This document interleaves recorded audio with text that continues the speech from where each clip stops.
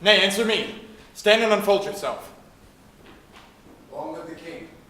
Bernardo? He? You come most carefully upon your hour.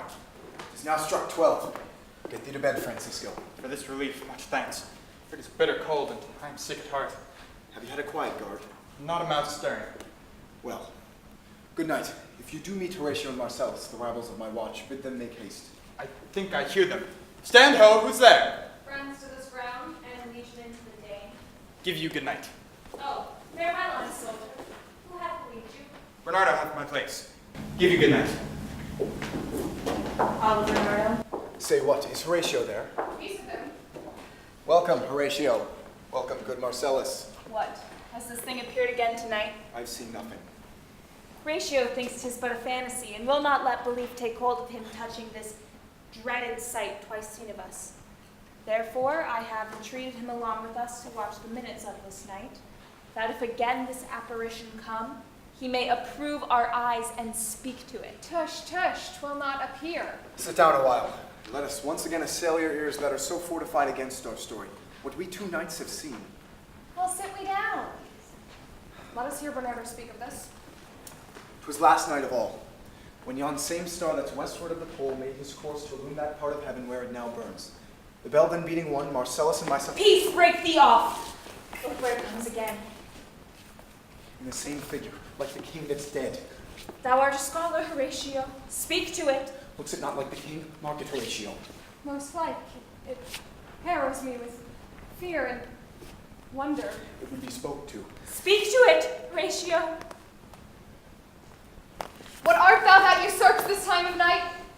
Together with that fair and warlike form in which the majesty of Bury Denmark did sometimes march? By heaven, I charge thee, speak! It is offended. See, it stalks away. Say, speak, speak, I charge thee, speak! 'Tis gone and will not answer.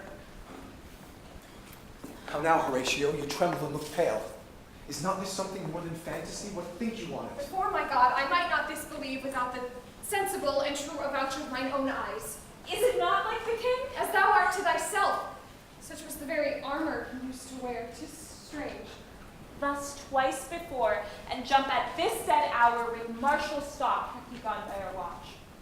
In what particular thought to work I know not, but in the gross and scope of my opinion, this bodes some strange eruption to our state. I think it be no other, but even so.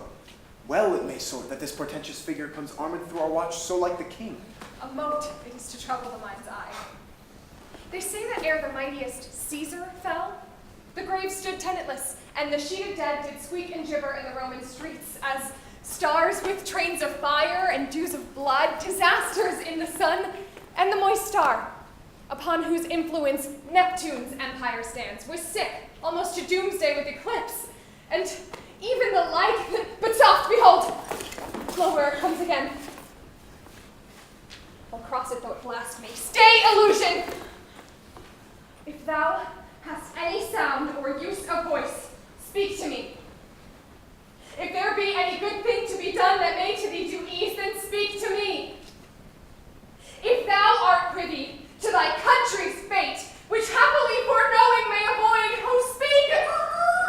Stop it, Marcellus! Shall I strike it with my partisan? Do if it will not stand. 'Tis here! 'Tis here! 'Tis gone. We do it wrong, being so majestical, to offer it the show of violence, for as the air invulnerable in our vain blows malicious mockery. I was about to speak when the cock crew. And that it started like a guilty thing upon a fearful summons. I have heard the cock that is the trumpet to the morn, doth with his lofty and shrill-sounding throat awake the god of day, and at his warning, whether in sea or fire, in earth or air, the extravagant and erring spirit hies to his confine, and of the truth herein this present object made probation. It faded on the crowing of the cock.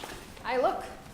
The morn in russet mantle clad walks o'er the dew of yon high eastward hill. Break we our watch up, and, by my advice, let us impart what we have seen tonight unto young Hamlet. For, upon my life, this spirit dumb to us will speak to him. Do you consent we shall acquaint him with it as needful in our loves, fitting our duty? Let's do it, I pray. And I this morning know where we shall find him. Most convenient.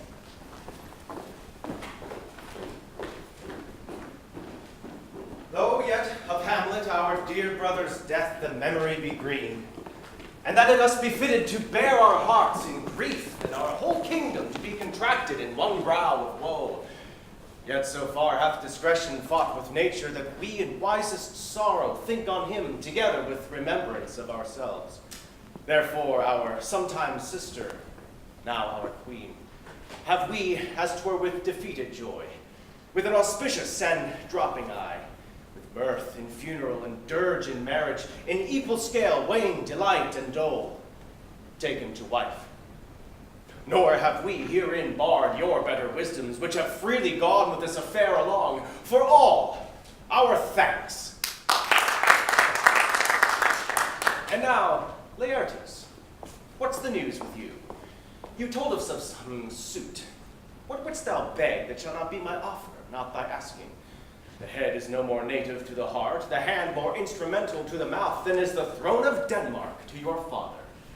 What wouldst thou have, Laertes? My dread lord, your leave in favor that I may return to France, from whence though willingly I came to Denmark to show my duty in your coronation, yet now I must confess that duty done. My thoughts and wishes bend again toward France, and bow them to your gracious leave and pardon. Have you your father's leave? What says Polonius? He hath, my lord, wrung from me my slow leave by laborsome petition, and at last upon his will I sealed my hard consent. I do beseech you give him leave to go. Take thy fair hour, Laertes. Time be thine, and thy best graces spend it at thy will. But now, my cousin Hamlet, and my son. A little more than kin and less than kind. How is it that the clouds still hang on you? Not so, my lord. I am too much in the sun. Good Hamlet, cast thy nighted color off, and let thine eye look like a friend on Denmark. Do not forever with thy veiled lids seek for thy noble father in the dust. Thou know'st 'tis common, all that lives must die, passing through nature to eternity. Aye, madam, it is common. If it be, why seems it so particular with thee? This seems, madam? Nay, it is. I know not seems. 'Tis not alone my inky cloak, good mother, nor customary suits of solemn black, nor windy suspiration of forced breath, no, nor the fruitful river in the eye, together with all the forms, moods, and shapes of grief that can denote me truly. These indeed seem, for they are actions that a man might play, but I have within which passeth show these, but the trappings and suits of woe.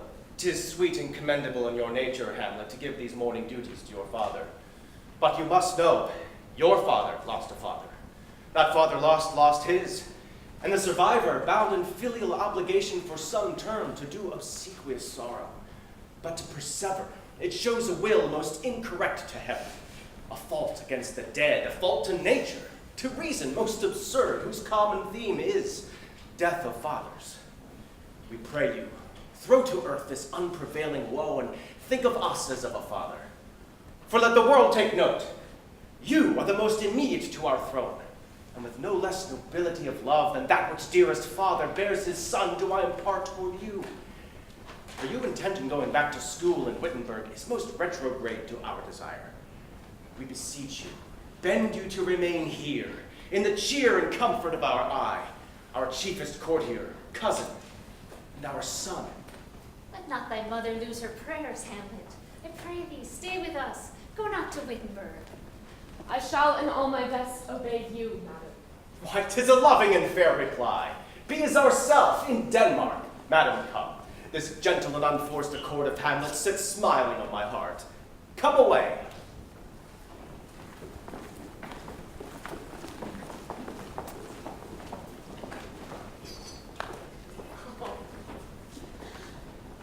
That this too sullied flesh would melt, thaw, and resolve itself into a dew.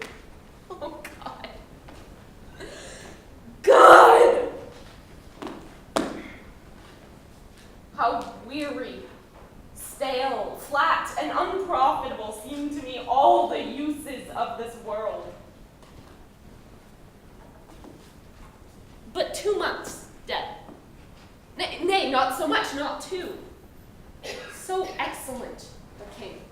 so loving to my mother that he might not beteem the winds of heaven visit her face too roughly.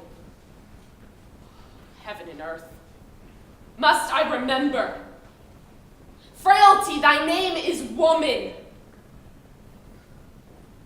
1 month a widow, married with my uncle, my father's brother, but no more like my father than I to Hercules. Within a month, ere yet the salt of most unrighteous tears had left the flushing in her galled eyes, she married. Most wicked speed, to post with such dexterity to incestuous sheets, oh! It is not, nor cannot come to good. But break my heart, for I must hold my tongue.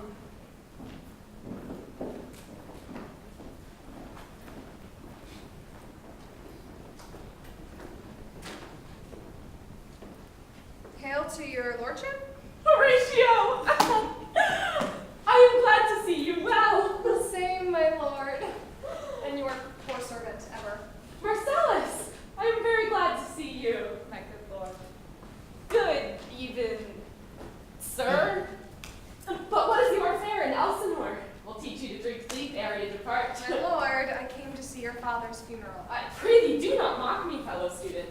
I think it was to see my mother's wedding. Indeed, my lord, it followed hard upon. Thrift, Horatio, the funeral baked meats did coldly furnish forth the marriage tables. Would I had met my dearest foe in heaven, or ever I had seen that day, Horatio. My father. Methinks I see my father. Where, my lord? In my mind's eye, Horatio. I saw him once. He was a goodly king. He was a man. Take him for all in all. I shall not look upon his like again. My lord, I think I saw him yesternight. Saw who? My lord, the king, your father. The king, my father? Seizing your admiration for a while with an attent ear, till I may deliver upon the witness of these gentlemen this marvel to you. For God's love, let me hear. 2 nights together had these gentlemen, Marcellus and Bernardo. on their watch, in the dead waste and middle of the night been thus encountered. A figure like your father, armed at point exactly, appears before them, and with solemn march goes slow and stately by them. Thrice he walked by their oppressed and fear surprised eyes within his truncheon's length, whilst they, distilled almost to jelly with the act of fear, stand dumb and speak not to him. This to me in dreadful secrecy apart they did, and I with them the 3rd night kept the watch. I saw your father's ghost. But where was this? My lord, upon the platform where we watched. Did you not speak to it? My lord, I did, but answer made it none. It's very strange. As I do live, mine honored lord, 'tis true. And we did think it writ down in our duty to let you know of it. Indeed, sirs, but this troubles me. Hold you the watch tonight? We do, my lord. I'll hold the watch tonight. Perchance 'twill walk again. I warrant it will. If it assume my noble father's person, I'll speak to it. Though hell itself should gape and bid me to hold my peace. I pray you all, if you have hitherto concealed this sight, let it be tenable in your silence still. And whatsoever else shall have tonight, give it an understanding but no tongue. I will require your loves. So fare you well, upon the platform twixt 11 and 12. I'll visit you. Our duty to your honor. Your loves as mine to you. Farewell.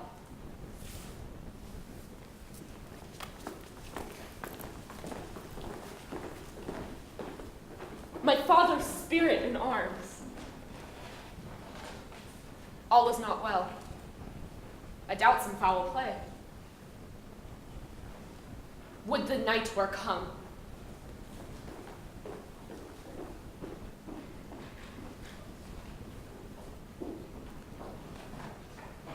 My necessaries are in part. Farewell, and sister, do let me hear from you. Do you doubt that?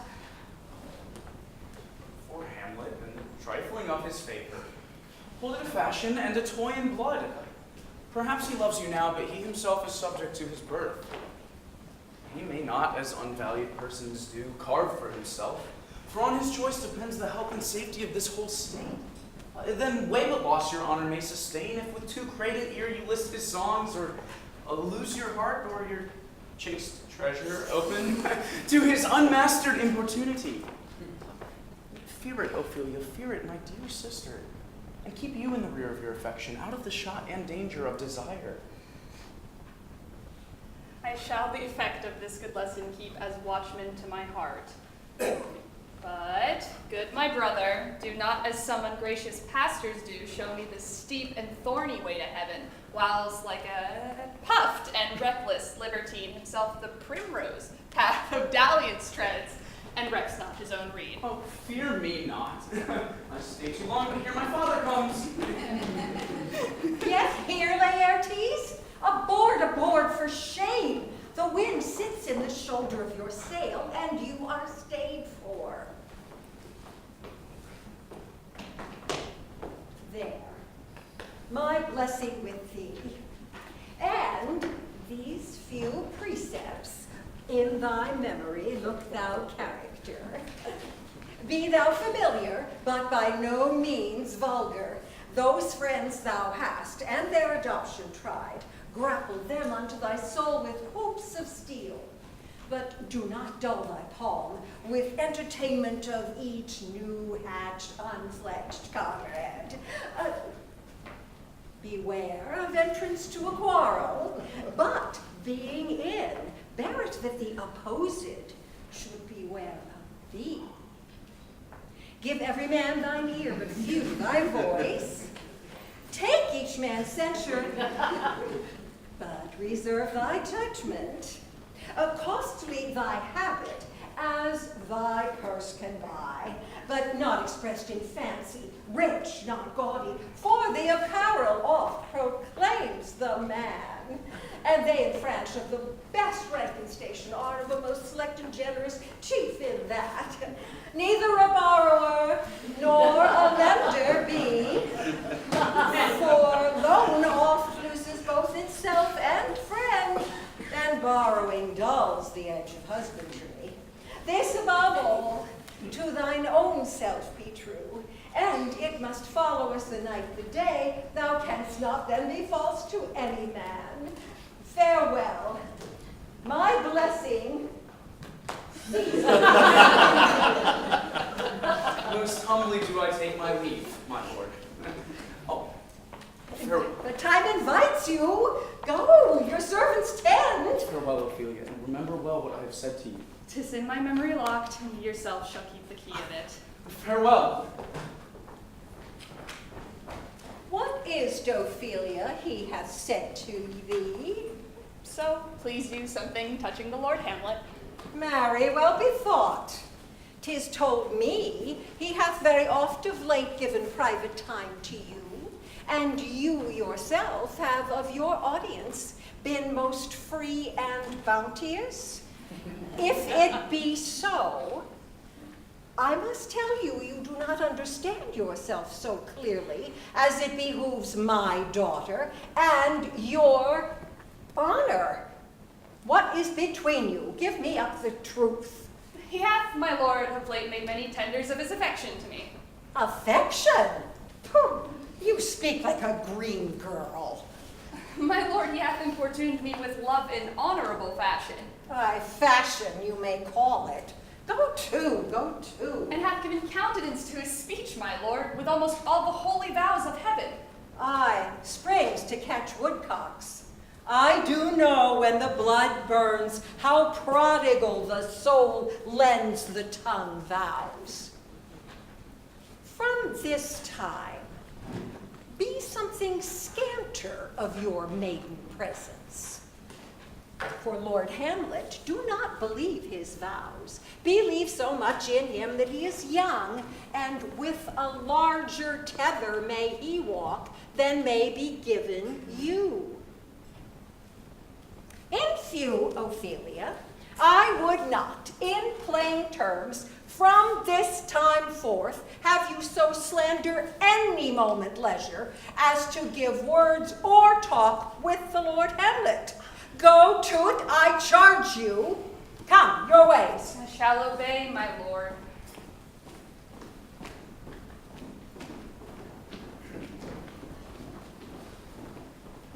The air bites shrewdly. It's very cold. It is a nipping and an eager air. What hour now? I think it lacks of 12. No, it is struck. Indeed, I heard it not. Then draws near the season wherein the spirit held his wont to walk. What does this mean, my lord? The king doth wake tonight and takes his rouse, keeps wassail and the swaggering upspring reels, and as he drains his draughts of Rhenish down, the kettle drum and trumpet thus bray out the triumph of his pledge. Is it a custom? Aye, marry, is it? But to my mind, though I am native here and to the manor born, it is a custom more honored in the breach than in the observance. This heavy-headed revel east and west makes us treadest and taxed of other nations. They call us drunkards, and with swinish phrase soil our edition, and indeed it takes from our achievements. So oft it chances in particular men that by some vicious mole of nature in them, as in their birth, wherein they're not guilty, since nature cannot choose his origin, by the o'ergrowth of some complexion, oft breaking down the pales and forts of reason, or by some habit that too much o'erleavens the form of plausive manners, that these men, carrying, I say, the stamp of one defect, their virtues else, be they as pure as grace, as infinite as man may undergo, shall in the general censure take corruption from this particular fault, this dram of evil. Look, my lord, it comes! Angels and ministers of grace, defend us! Be thou a spirit of health or a goblin damned. Bring with thee airs from heaven or blasts from hell. Be thy intense wicked or charitable. Thou comest in such a questionable shape that I will speak to thee. I'll call thee Hamlet. King.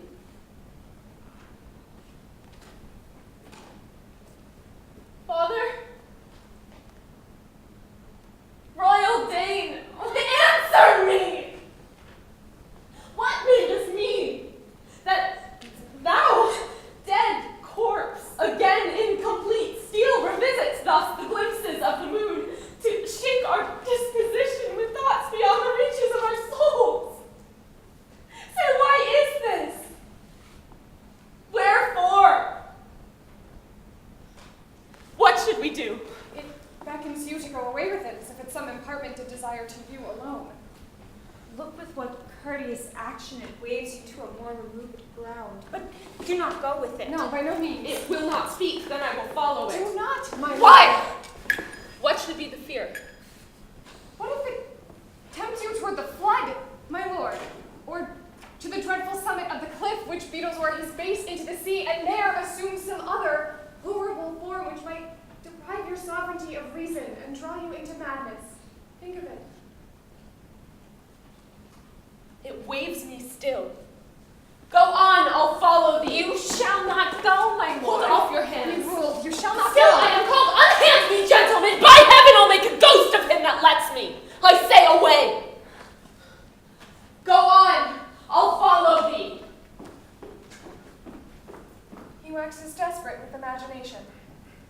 Let's follow. 'Tis not fit thus to obey him. Have after.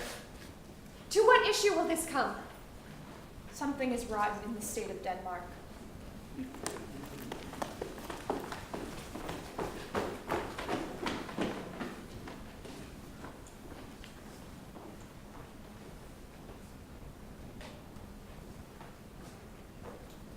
Whither wilt thou lead me?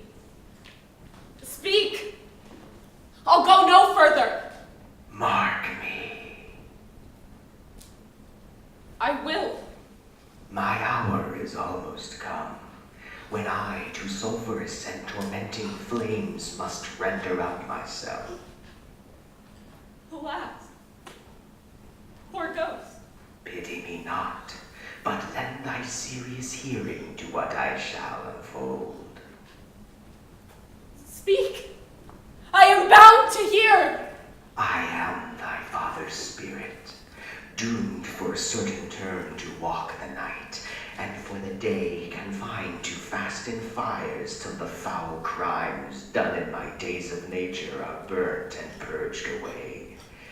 But that I am forbid to tell the secrets of my prison house, I could a tale unfold whose lightest word would harrow up thy soul, freeze thy young blood, make thy two eyes like stars start from their spheres, thy knotted and combined locks to part, and each particular hair to stand on end like quills upon the fretful Bourbantine. List, list, oh list, if thou didst ever thy dear father love. Oh, God! Revenge his foul and most unnatural murder.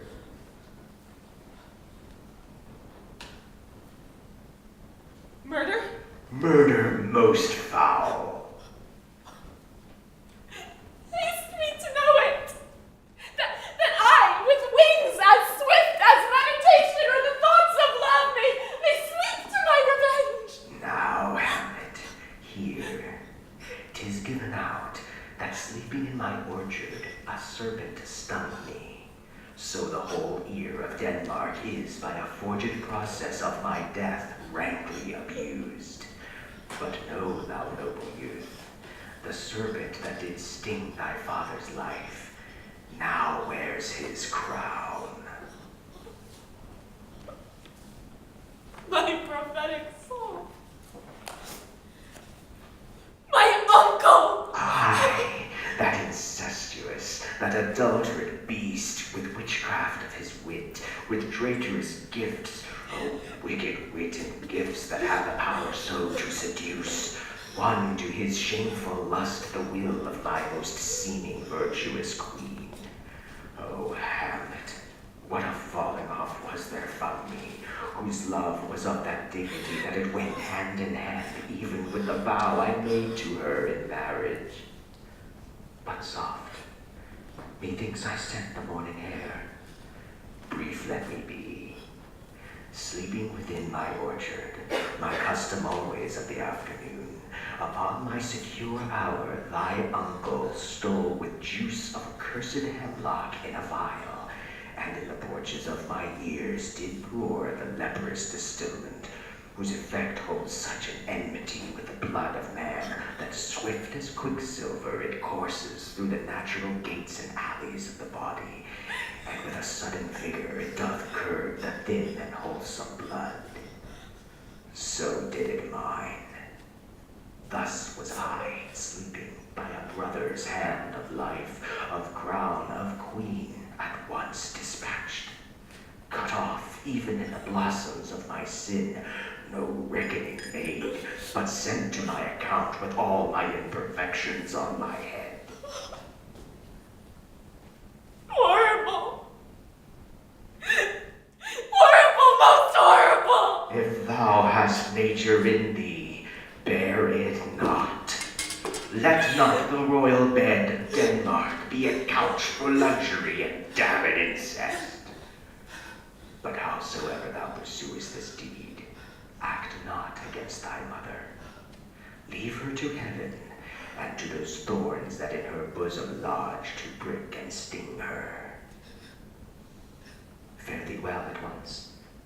The glowworm shows the morning to be near, and begins to pale his ineffectual fire. Adieu, adieu, adieu. Remember me.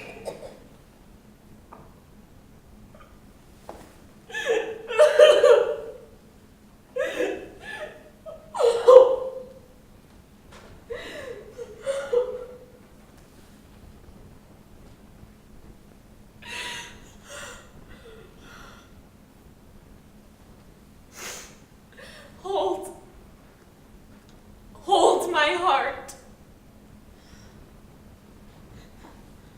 And you, my sinews grow not instant old, but bear me swiftly up.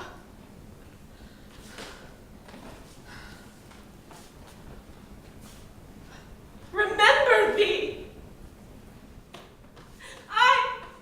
Thou poor ghost, while memory holds a seat in this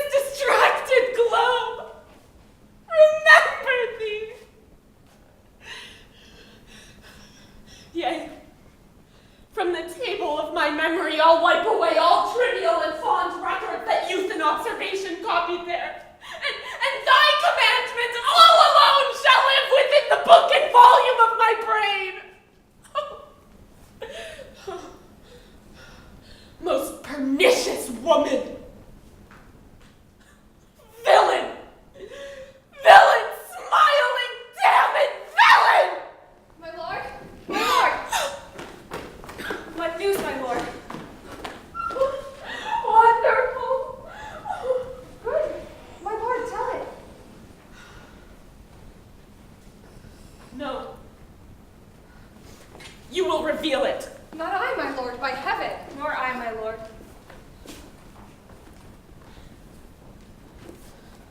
Touching this vision here, it is an honest ghost, that let me tell you. For your desire to know what is between us, or master it as you may. And now, good friends, as you are friends, scholars, and soldiers, give me one poor request. What is it, my lord? We will. Never make known what you have seen tonight. My lord, we will not. Nay, but swear it! Swear. Why, say'st thou so? Art thou there, true Penny? Come, you hear this fellow in the cellarage. Consent to swear. Propose the oath, my lord.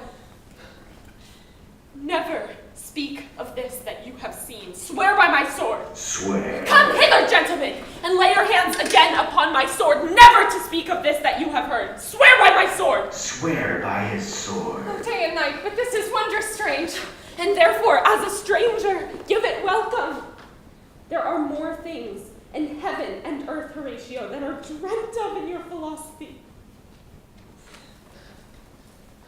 But come, swear! Swear. Rest, perturbed spirit! So, gentlemen, with all my love I do commend me to you. Let us go in together, and still your fingers on your lips, I pray. However strange or odd I bear myself, never at such times seeing me reveal my madness is but counterfeit. Agreed? Agreed, my lord. Then come, let's go together. The time is out of joint. Oh, cursed spite, that ever I was born to set it right.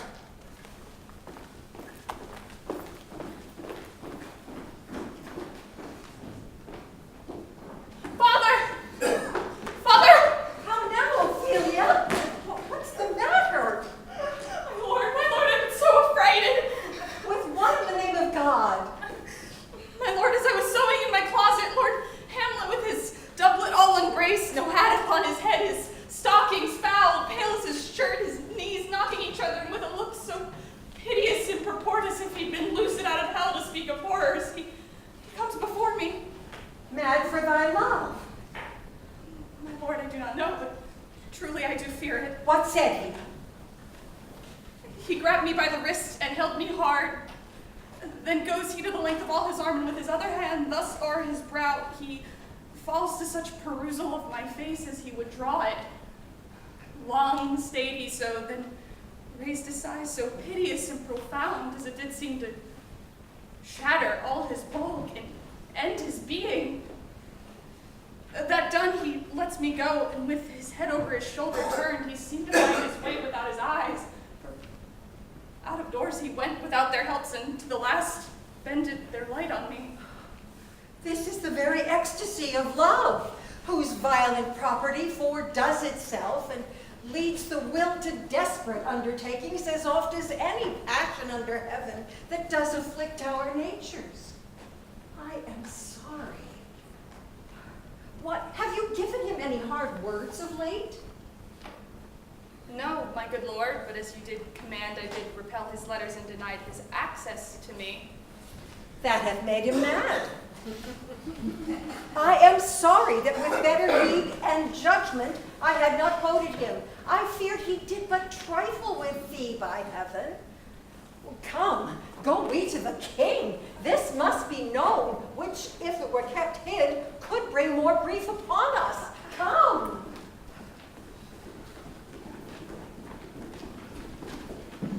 Welcome, dear Rosencrantz and Guildenstern. Moreover, that we did much long to see you, the need we have to use you did provoke our hasty sending. Something have you heard of Hamlet's transformation, so I call it, since neither the outer nor the inward man resembles what it was? What it could be, more than his father's death, that thus hath put him so much from the understanding of himself, I cannot dream of. I entreat you both, that being of so young days brought up with him, you draw him on to pleasures, and gather so much as from occasion you may glean, whether aught to us unknown afflicts him thus, when opened, lies within our remedy. Good gentleman, he hath much talked of you. Sure I am, 2 men there are not living to whom he more adheres. If it will please you thus to expend your time with us a while, for the supply and profit of our hope, your visitation will receive such thanks as fits a king's remembrance. Both your majesties may, by the sovereign power you have of us, put your dread pleasures more into command than to entreaty. But we both obey, and here give up ourselves in the full bent, to lay our service at your feet, to be commanded. Thanks, Rosencrantz, and gentle Guildenstern. Thanks, Guildenstern and gentle Rosencrantz. And I beseech you instantly to visit my too much changed son. Go to where Hamlet is. Heavens make our presence and our practices pleasant and helpful to him. Aye, amen. Polonius, good minister, what news? Assure you, my good liege, I hold my duty as I hold my soul, both to my God and to my gracious king. Your drift, Polonius. That I do think, or else this brain of mine hunts not the trail of policy so sure as it hath used to do, that I have found the very cause of Hamlet's lunacy. Oh, speak of that. That I do long to hear. He tells me, my dear Gertrude, he hath found the head and source of all your son's distemper. I doubt it is no other but the main, his father's death, and our o'er hasty marriage. Well, we shall sift him. Proceed, dear counselor. My liege and madam, to expostulate why what majesty should be, what duty is, why day is day, night is night, and time is time, were but to waste night, day, and time. Therefore, since brevity is the soul of wit, I will be brief. Your noble son is mad. Mad call I it, for to define true madness, what is but to be nothing else but mad. But let that go. More matter with less art. Madam, I swear I use no art at all. That he is mad, 'tis true. 'Tis true, 'tis pity, and pity 'tis true. A foolish figure, but farewell it, for I will use no art. So it remains that we find out the cause of this effect, if we grant him mad, or rather say, the cause of this defect. For this effect, defective comes by cause. Thus it remains, and the remainder thus. Consider. I have a daughter, have while she is mine, who, in her duty and obedience, mark, hath given me this. Now, gather and surmise. To the celestial, the most beautified Ophelia. That's an ill phrase. A vile phrase. Beautified is a vile phrase. Came this from Hamlet to her. Stay a while, madam. I will be faithful. Doubt thou the stars are fire. Doubt that the sun doth move. Doubt truth to be a liar. But never doubt I love. Oh, dear Ophelia, I have not art to reckon my groans, but that I love thee best, oh, most best, believe it, adieu. Thine evermore, Hamlet. This note my daughter showed me. But how hath she received his love? What do you think of me? As of a man most faithful and honorable. Even so. When I had seen this hot love on the wing, to my young mistress thus I did bespeak. Lord Hamlet is a prince out of thy star. This must not be.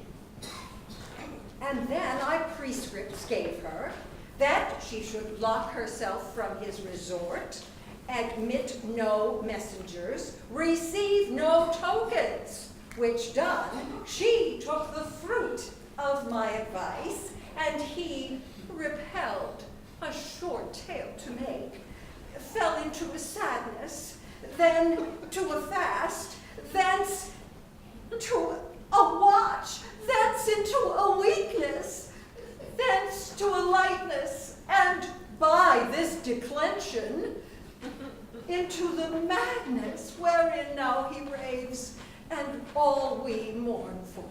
Do you think this? It may be, very like. Hath there been such a time, I would fain know that I have positively said 'tis so, when it proved otherwise. Not that I know. Take this from this, if this be otherwise. How may we try it further? You know, sometimes he walks 4 hours together here in the lobby. So he does, indeed. At such a time, I'll loose my daughter to him. Be you and I behind an arras then? Mark the encounter. If he love her not, or not made mad by her refusal, let me be no assistant to a state, but keep a farm and cattle. We will try it. But look, where sadly the poor wretch comes, reading. Away, I do beseech you both, away. I'll board him presently. Oh, leave me.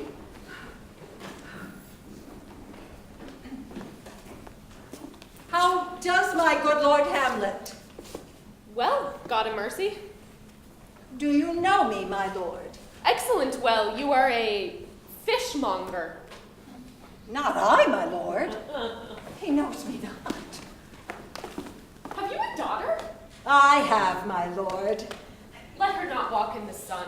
Conception is a blessing, but as your daughter may conceive, friend, look to it. How say you by that? Still harping on my daughter.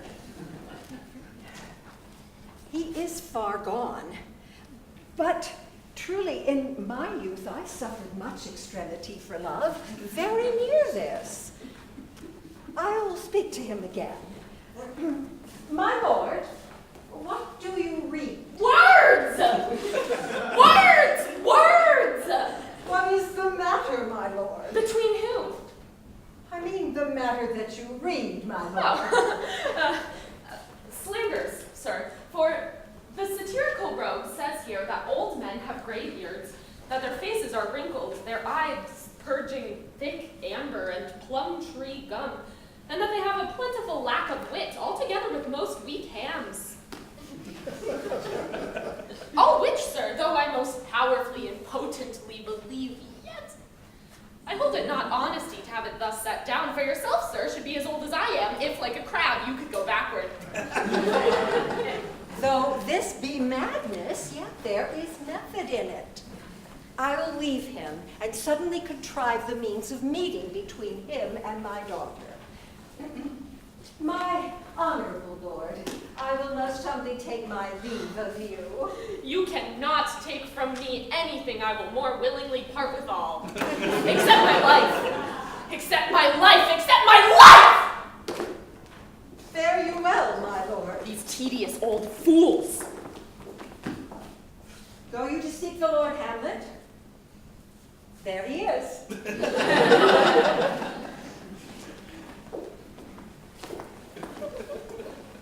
My honored lord! My most dear lord! My excellent good friends!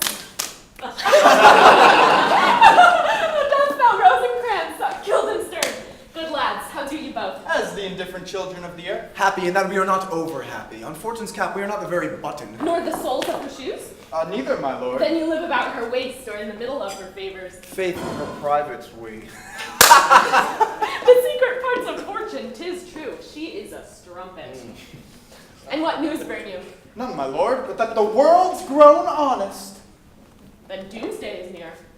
But your news is not true. Let me question more in particular. What have you, good friends, deserved at the hands of fortune that she sends you to prison hither.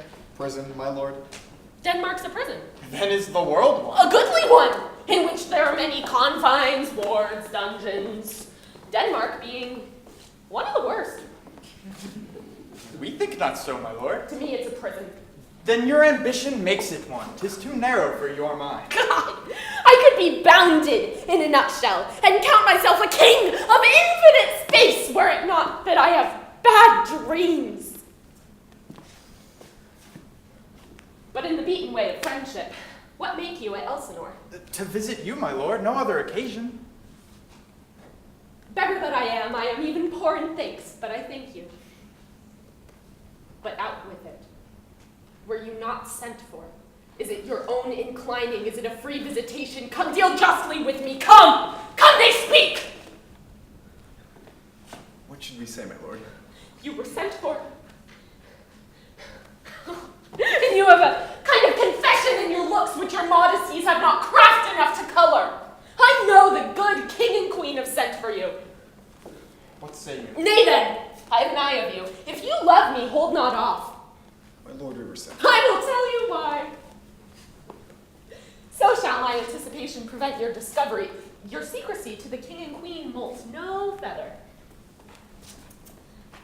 I have of late, but wherefore I know not, lost all my mirth, forgone all custom of exercises, and indeed, it goes so heavily with my disposition that this goodly frame, the earth, seems to me a sterile promontory.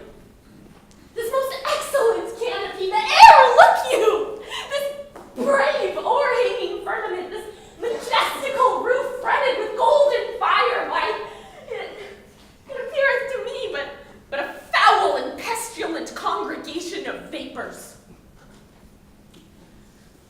What a piece of work is a man! How noble in reason, how infinite in faculties. In form, in moving, how express and admirable. In action, how like an angel. In apprehension, how like a god. The beauty of the world, the paragon of animals. And yet, to me, what is this quintessence of dust? Man delights not me. Nor woman neither, though by your smiling you seem to say so. My lord, there is no such stuff. Why then did you laugh when I said man delights not me? To think, my lord, if you delight not in man, what humble compensation shall the players receive from you? Players, what players? Why, even those you once took such delight in, the traveling tragedians. Here, they come now. My good friends, you are welcome to Elsinore. Come, your hands. But my uncle, father, and aunt, mother are deceived. In what, my dear lord? I am but mad. North, northwest. When the wind is southerly, I know a hawk from a handsaw. Well be with you, gentlemen. Hark you, Guildenstern, I will prophesy he comes to tell me of the players' market. You say right, sir. A Monday morning, 'twas so indeed. My lord, I have news to tell you. My lord, I have news to tell you. Buzz, buzz. The players have arrived. No! My honor! Then King Jack on his ass! Oh, you are welcome, masters. Welcome all. I'm glad to see thee well. Masters, you are all welcome. Why, my old friend, thy face has changed since I saw thee last, and my young lady and mistress. Masters, you are all welcome. Well, here, speech straight. Come, give us a taste of your quality. Come, a passionate speech. What speech, my good lord? I heard thee speak me a speech once, but it was never acted.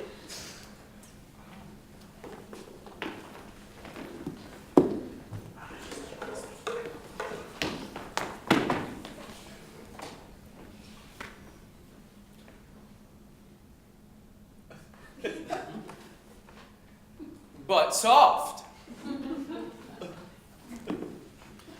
What light through yonder window breaks?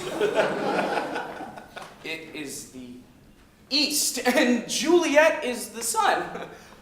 Arise, fair sun, and kill the envious moon, who is already sick and pale with grief, that thou her maid art far more fair than she. how she leans her cheek upon her hand. Oh, that I were a glove upon that hand, that I might touch that cheek. Where he has not turned his color and has tears in his eyes.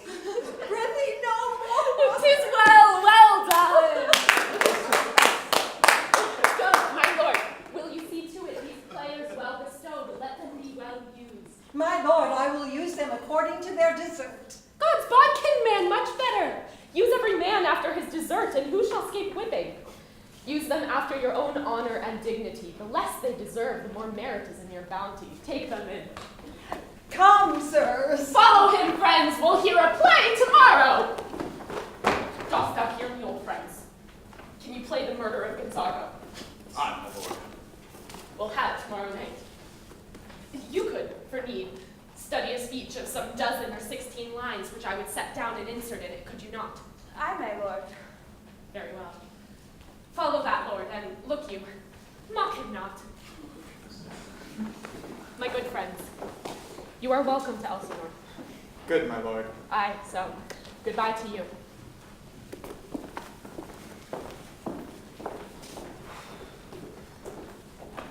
Now I am alone.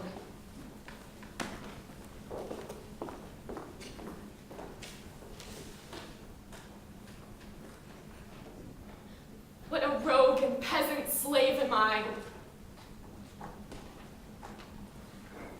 Is it not monstrous that this player here, but in a fiction, in a dream of passion, could force his soul so to his own conceit that from her working all his visage wan, tears in his eyes, distraction in his aspect, a broken voice, and his whole function suiting with forms to his conceit, and all for nothing? Had he the motiving hue for passion that I have, he would drown the stage with tears, cleave the general ear with horrid speech, make mad the guilty and appall the free, confound the ignorant, and amaze indeed the very faculties of eyes and ears. Yet I, a dull and muddy-meddled rascal, peak like John a dreams, unpregnant of my cause, and can say nothing. No, not for a king, upon whose property and most dear life a damned defeat was made.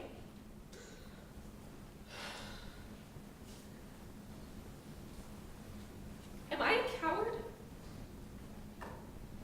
Who calls me villain, breaks my pate across, plucks off my beard and blows it in my face, tweaks me by the nose and gives me the lie in the throat as deep as to the lungs? Who does me this? Swoons, I should take it, for it cannot be, but I am pigeon-livered and lack gall to make oppression bitter, or ere this, I should have fatted all the region's crows with this slave's awful, bloody, body villain. Remorseless, treacherous, lecherous, kindless villain! Oh, vengeance! Fie upon it, foul about my brains!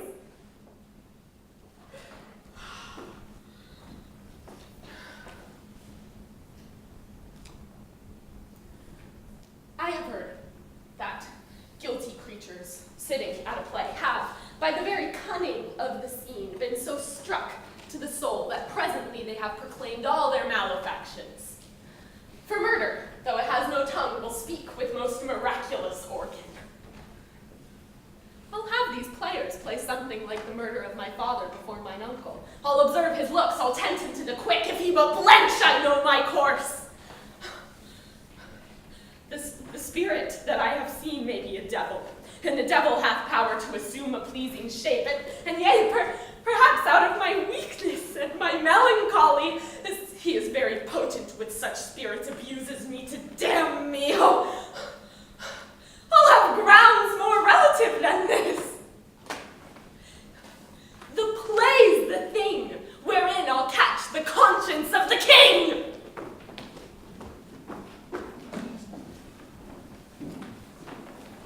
And can you, by no drift of circumstance, get from him why he puts on this confusion, grating so harshly all his days of quiet with turbulent and dangerous lunacy? He does confess he feels himself distracted, but From what cause he will by no means speak. When we bring him on to some confession of his true state, then with a crafty madness he keeps aloof. Did he receive you well? Most like a gentleman. But with much forcing of his disposition. Of our demand most free in his reply. Did you interest him to any pastime? Madam, it so fell out that certain players have come here to entertain. Of this we told him, and there did seem in him a kind of joy to hear of it. They're here about the courts, and as I think, they have already arranged this night to play before him. 'Tis most true, and he beseeched me to entreat your majesties to hear and see the matter. Oh, with all my heart. That doth much content me to hear him so inclined. Good gentlemen, give him a further edge, and drive on his purpose to these delights. We shall, my lord. Sweet Gertrude, leave us too, for we have closely sent for Hamlet hither, that he, as 'twere by accident, may here affront Ophelia. Her father and myself will so bestow ourselves, that seeing unseen, we may of their encounter frankly judge, and gather by him as he has behaved, if be the affliction of his love or no, that thus he suffers for. I shall obey you. And for your part, Ophelia, I do wish that your good beauties be the happy cause of Hamlet's wildness. So shall I hope your virtues will bring him to his wonted way again, for both your honors. Madam, I wish it may. Ophelia, walk you here. Gracious, so please you, we will bestow ourselves. Read the good book. That prayerful exercise may hide your upset. Is it not well proved, my king, that with such show of pious action, of devotion, we can conceal our inward turmoil, though the devil himself be in us? Oh, 'tis too true. How smart a lash that speech doth give my conscience. My deed lays hidden neath my painted words. Oh, heavy burden. I hear him coming. Let's withdraw, my lord.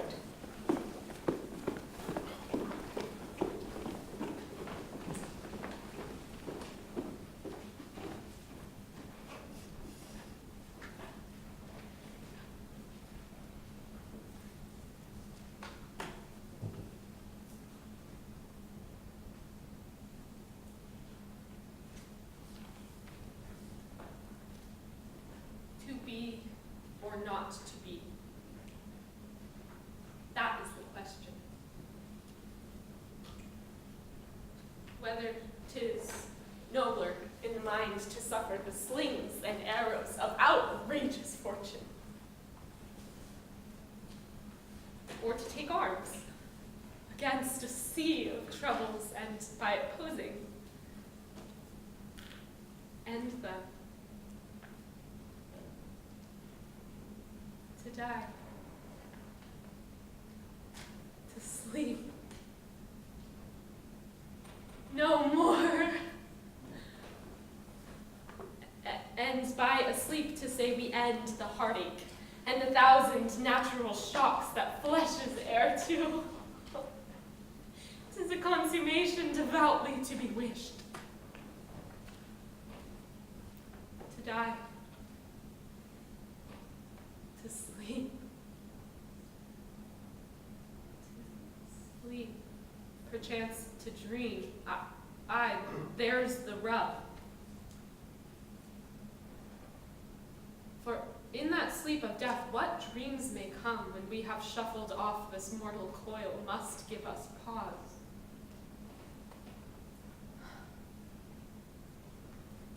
There's the respect that makes calamity of so long life.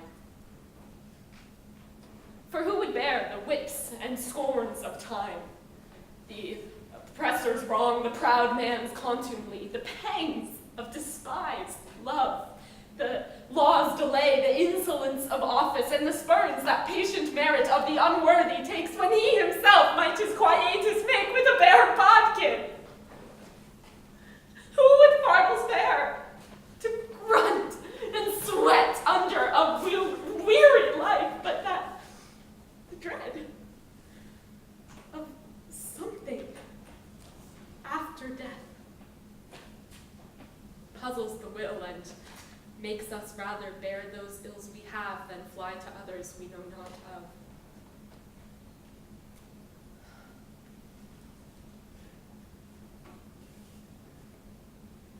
conscience does make cowards of us all. And thus the native hue of resolution is sicklied o'er with the pale cast of thought, and enterprises of great pith and moment with this regard their currents turn awry, and lose the name of action. Soft, you know, the fair Ophelia. Nymph, in thy orisons be all my sins remembered. Good my lord, how does your honor for this many a day? I humbly thank you. Well. My lord, I have remembrances of yours that I have longed to redeliver, and pray you'll now receive them. No, not I. I never gave you aught. My honored lord, you know right well you did, and with them words of so sweet breath composed as made the things more rich. Their perfume lost, take these again, for to the noble mind, rich gifts wax poor when givers prove unkind. There, my lord. Are you honest?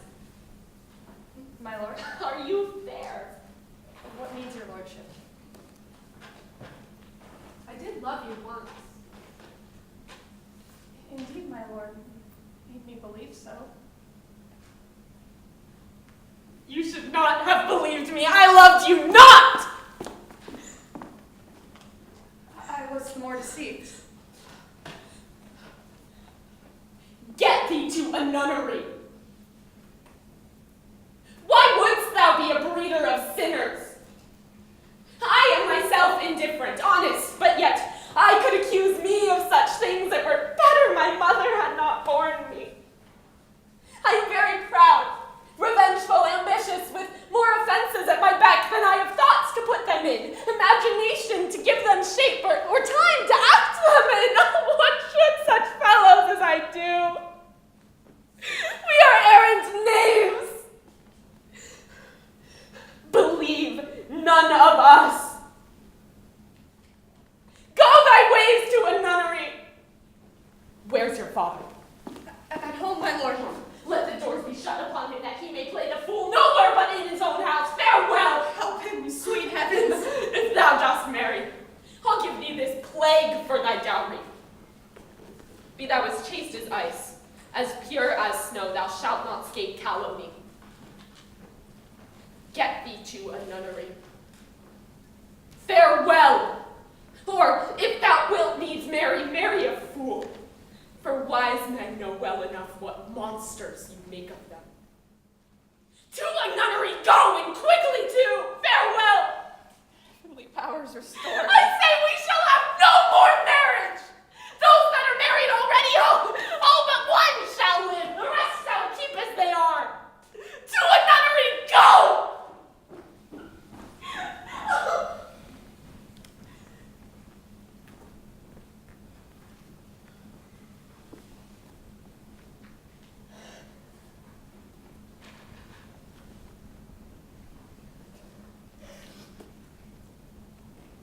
Oh, what a noble mind is here thrown.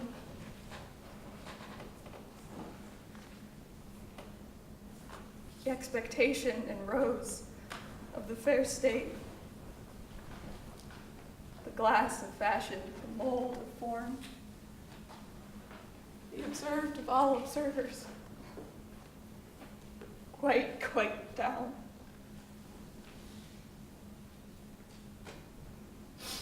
And I, of ladies most deject and wretched,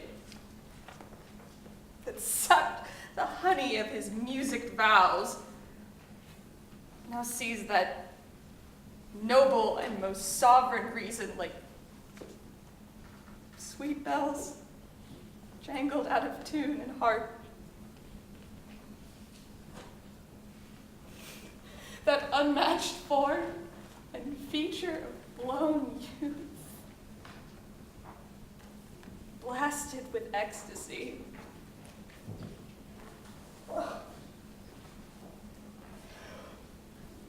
Woe is me! To have seen what I have seen. See what I see.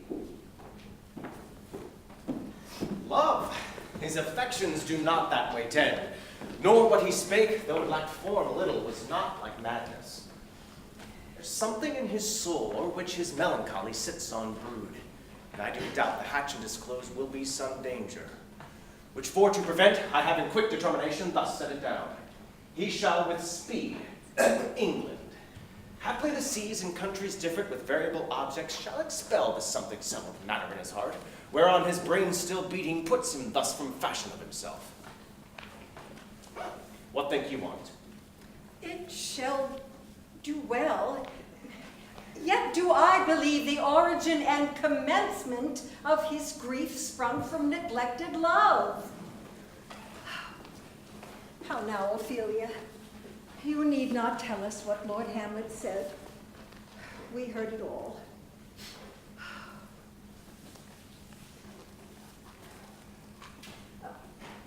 My lord, do as you please. But if you hold it fit, after the play, let his queen mother all alone entreat him to show his grief.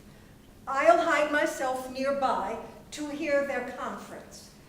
If she find him not, then to England send him, or confine him where your wisdom best shall think. It shall be so. Madness in great ones must not unwatched go.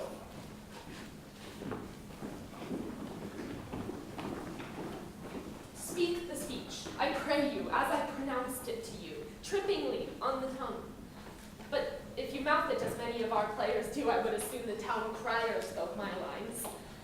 Nor do not saw the air too much with your hand thus, but use all gently, for in the very torrent, tempest, and as I may say, the whirlwind of passion, you must acquire and beget a temperance that will give it smoothness. I warrant your honor. Be not too tame, neither, but let your own discretion be your tutor. Suit the action to the word and the word to the action with this special observance, that you o'erstep not the modesty of nature. For anything so overdone is from the purpose of playing, whose end, both at the first and now, was and is, as 'twere, to hold the mirror up to nature. Go, make you ready. We will, my lord. Horatio, Your sweet lord at your service. there is a play tonight before the king. One scene of it comes near the circumstance which I have told thee of my father's death. I pray thee, when thou seest that act afoot, even with the very comment of thy soul, observe my uncle. If his occulted guilt do not itself unkennel in one speech, it is a damned ghost we have seen.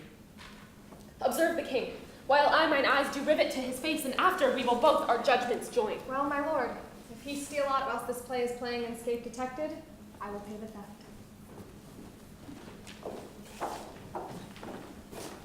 They are coming to the play. I must be idle, get you a place. How fares our cousin Hamlet? Excellent, in faith. Of the chameleon's dish, I eat the air, promise crammed. You cannot feed capons so. I have nothing with this answer, Hamlet. These words are not mine. No, nor mine now. Be the players ready. Aye, my lord. They stay upon your patience. Come, hither, my dear Hamlet. Sit by me. No, mother, here's a medal more attractive. Oh, do you mark that? Wait, shall I lie in your lap? No, my lord. My head upon your lap. You are married, my lord. Who, I? Hi, my lord. What should a man do but be married? Look you, how cheerfully my mother looks when my father died within 2 hours. Nay, 'tis twice 2 months, my lord.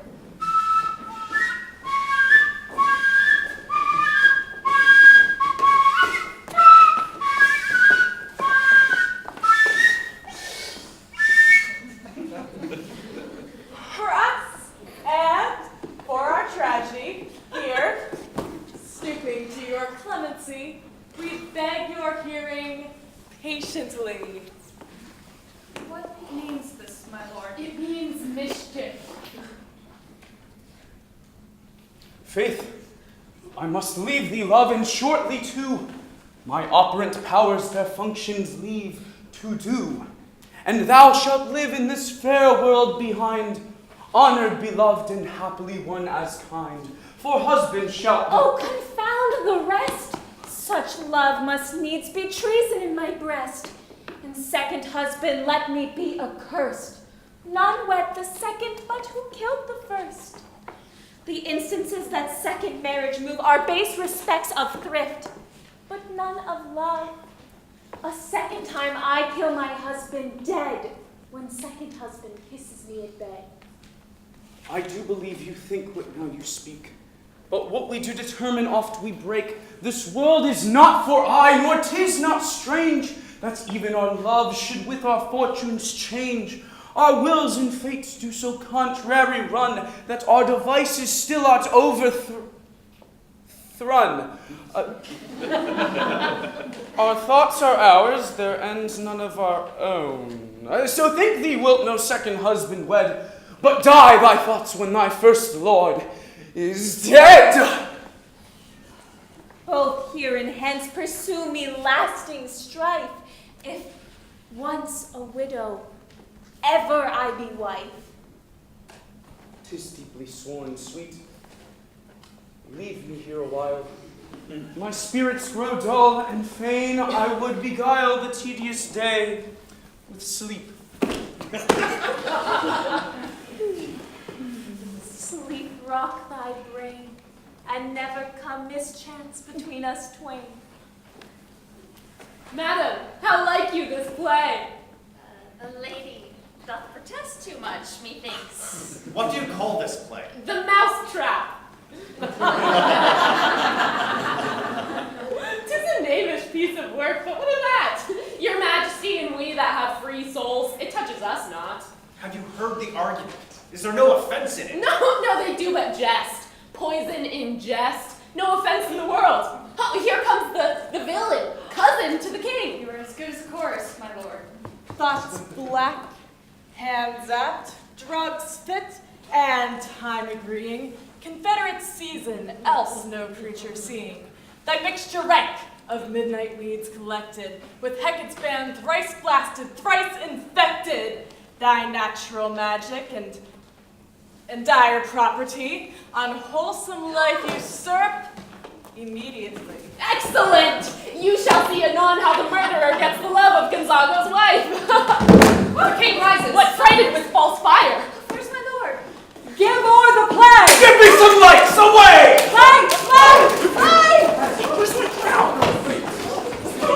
Good, Horatio. I'll take the ghost's word for 1,000 pounds did perceive. Very well. Upon the talk of the poisoning. I did very well know him. Good my lord, vouchsafe me a word with you. Sir, a whole history. Sir, the king is in his retirement. I, sir, and what of him? Is in his retirement marvelous distempered. With drink, sir? No, my lord, rather with choler. I've collared him, you say. Good my lord, put your discourse into some frame and start not so wildly from our affair. I am tame! Sir, pronounce. The queen, your mother, in most great affliction of spirit, hath sent me to you. You are welcome. Nay, good my lord, if it shall please you to make me a wholesome answer, I will do her commandment. If not, your pardon and my return shall be the end of my business. Sir, I cannot. What, my lord? Make you a wholesome answer. My wit's diseased. But to the matter, my mother, you say. And thus she says your behavior hath struck her into amazement and admiration. Wonderful son that can so astonish a mother. But is there no sequel at the heels of this mother's admiration? Impart. She desires to speak with you in her closet ere you go to bed. We shall obey were she 10 times our mother. Have you any further trade with us? My lord, you once did love me. And do still by these pickers and stealers. Good, my lord. What be the cause of your distemper? You do surely bar the door upon your own liberty if you deny your griefs to your friend. Sir, I lack advancement. How can that be when you are the crown prince of Denmark?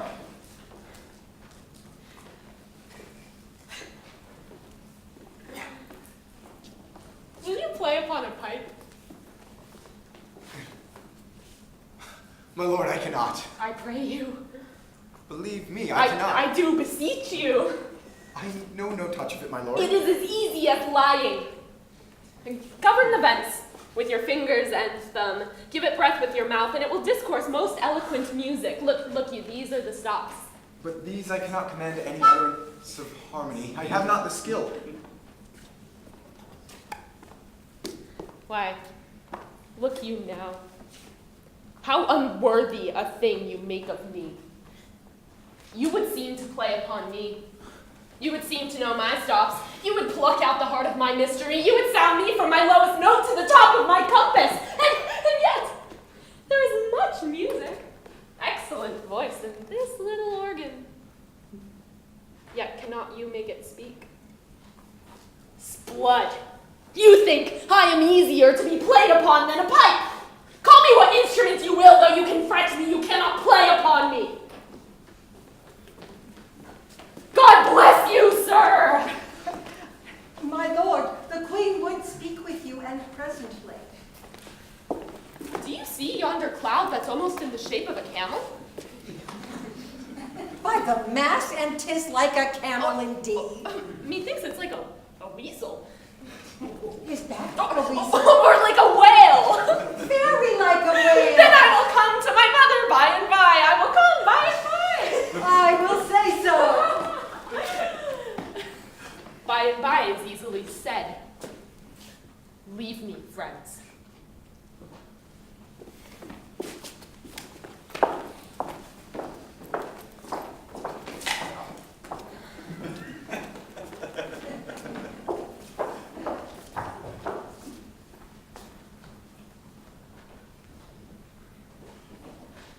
"'Tis now the very witching time of night, when churchyards yawn, and hell itself breathes out contagion to this world. Oh, now could I drink hot blood and do such bitter business as the day would quake to look on.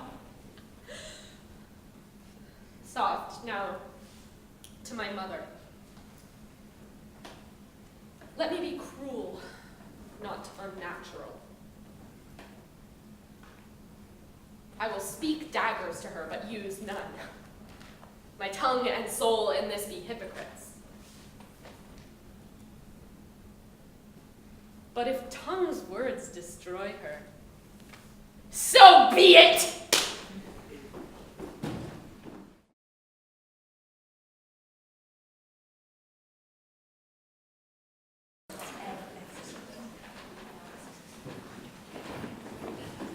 I like him not, nor stands it safe with us to let his madness range. Therefore prepare you, that he to England shall along with you. The terms of our estate will not endure hazard so near us as doth hourly grow out of his lunacy. We will ourselves provide. Most holy and religious fear it is to keep those many, many bodies safe that feed upon your majesty. Never alone did the king sigh, but with a general groan. Arm you, I pray you, to the speedy voyage. For we will fetters put upon this fear, which now goes too free-footed. We will haste us. My lord, he's going to his mother's closet. Behind the arras, I'll convey myself. It is meet that some more audience than a mother, since nature makes them partial, should o'erhear the speech. Fare you well, my liege. Thanks, my dear lord. Oh, my offense is rank. It smells to heaven. And hath the primal eldest curse upon it. A brother's murder. Pray can I not? Though inclination be sharp as will, my stronger guilt defeats my strong intent.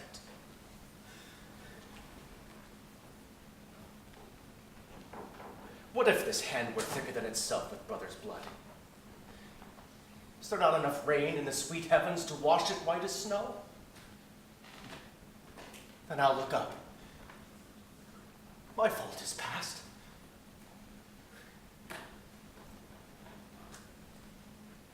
But oh, what form of prayer can serve my turn? Forgive me my foul murder. That cannot be, for I am still possessed with the effects for which I did the murder. My crown, my own ambition, and my queen. May one be pardoned and retain the offense. In the corrupted currents of this world, offense's gilded hand may shove by justice, and oft 'tis seen the wicked prize itself buys out the law. But 'tis not so above. There is no shuffling.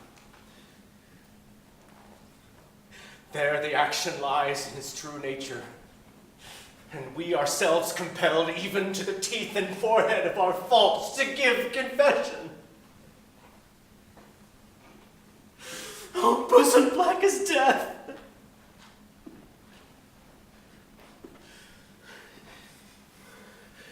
Bow, stubborn knees, and heart with strings of steel. Be soft as the sinew of the newborn babe. All may be well.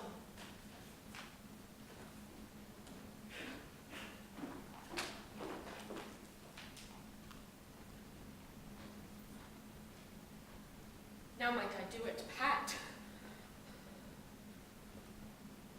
But now he is praying. And now I'll do it! And so he goes to heaven. And so am I revenged? A villain kills my father, and I, his sole son, do send this same villain to heaven. And am I then revenged to take him in the purging of his soul when he is fit and seasoned for passage? No. Up, sword. When he is drunk, asleep, or in the incestuous pleasure of his bed at gaming, swearing, or at some act that has no relish of salvation in it, then trip him, that his heels may kick at heaven, and his soul may be as damned and black as hell whereto it goes. My mother stays. Though your prayers preserve you now,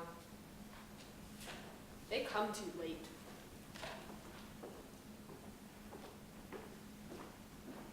My words fly up. My thoughts remain below. Words without thoughts never to heaven go.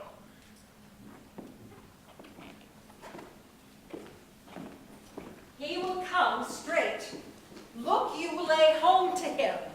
Tell him his pranks have been too broad to bear with, and that your grace has screened and stood between much heat and him.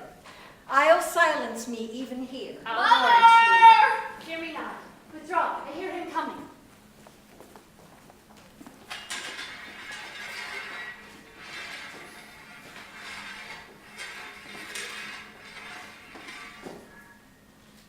Now, mother, what's the matter?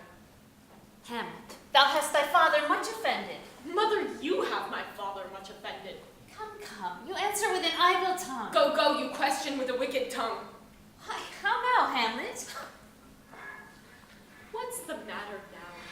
Have you forgot me? No, by the brood, not so. You were the queen. Your husband's brother's wife. And would it were not so, you were my mother. Nay, then I'll set those to you that cannot be. Come. Come, sit you down. You shall not budge. You go not till I set you up a mirror where you may see the inmost part of you. What wilt thou do? Thou wilt not murder me? How? How? What? How? No, rat! Dead for a ducking death!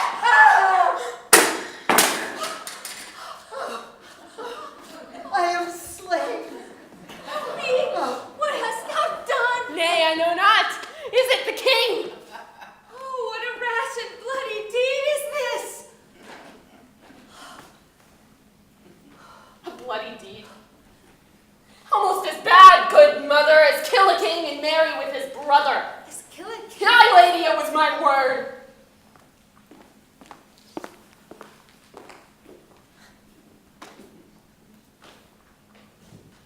wretched, rash, intruding fool. Farewell. I took thee for thy better. Take thy fortune. Thou find'st to be too busy is some danger.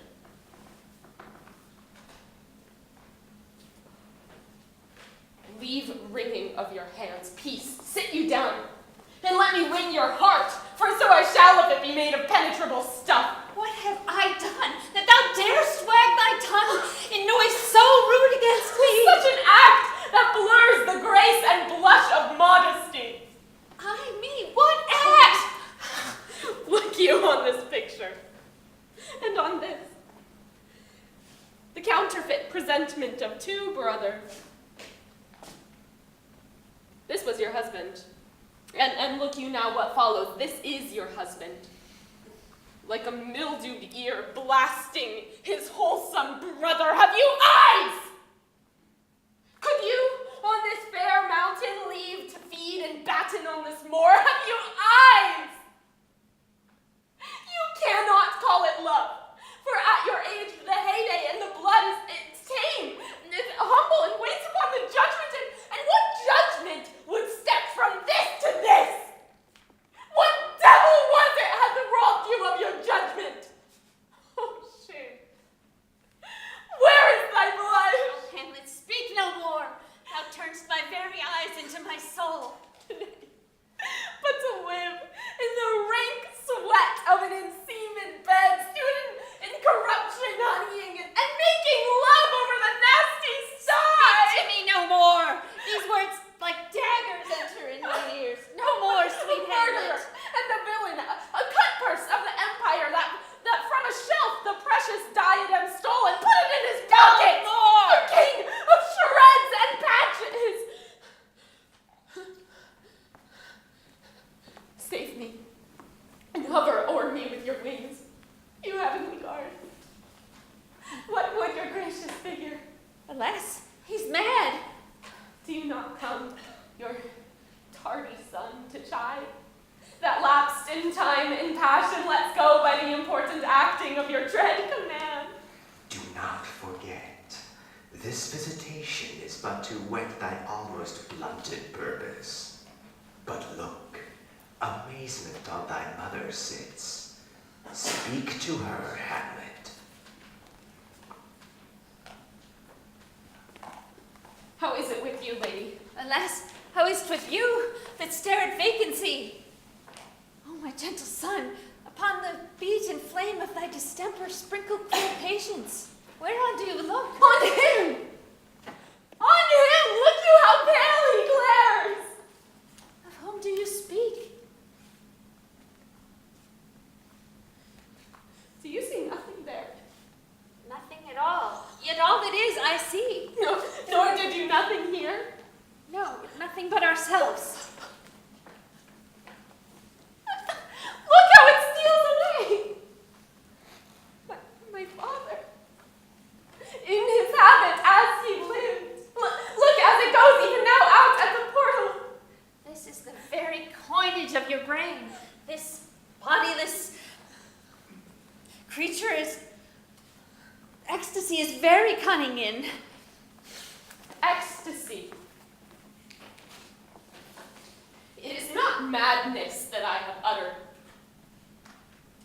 Mother, for love of grace, lay not that flattering unction to your soul that not your trespass but my madness speaks. Confess yourself to heaven. Repent what's past, avoid what is to come. Oh, Hamlet, thou hast cleft my heart in twain. Then throw away the worser part of it and live the purer with the other half. Good night, mother. But go not to my uncle's bed.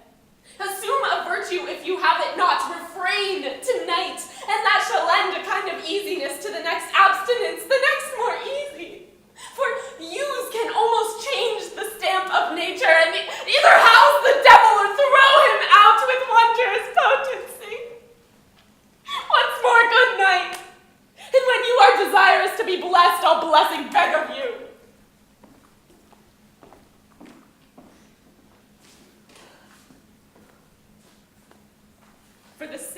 I do repent. And I will answer well the death I gave him.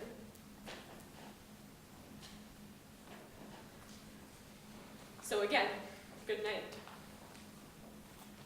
I must be cruel only to be kind.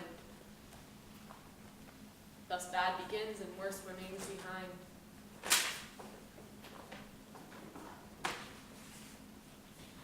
One word more, good lady. I do.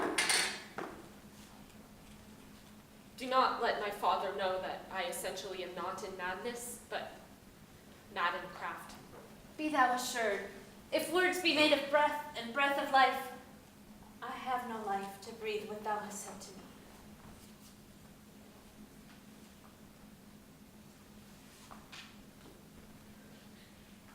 I must to England. You know that? Alack, I had forgot. It is so concluded on.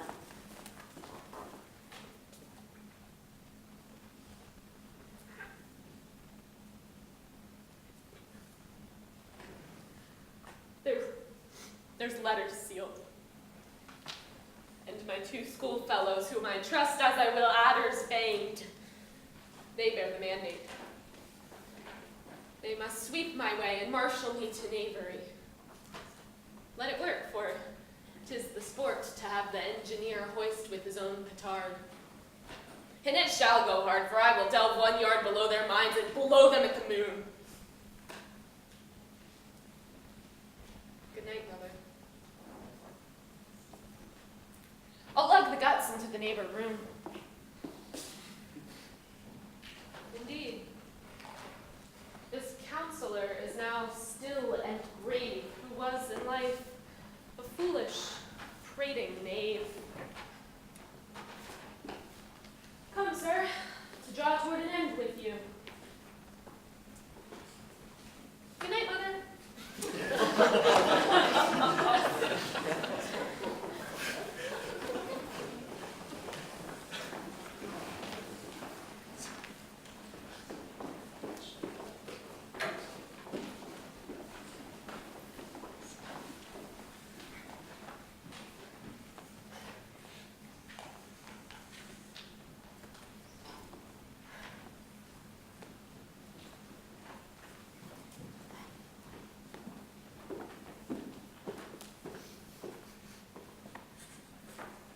There's matter in these sighs.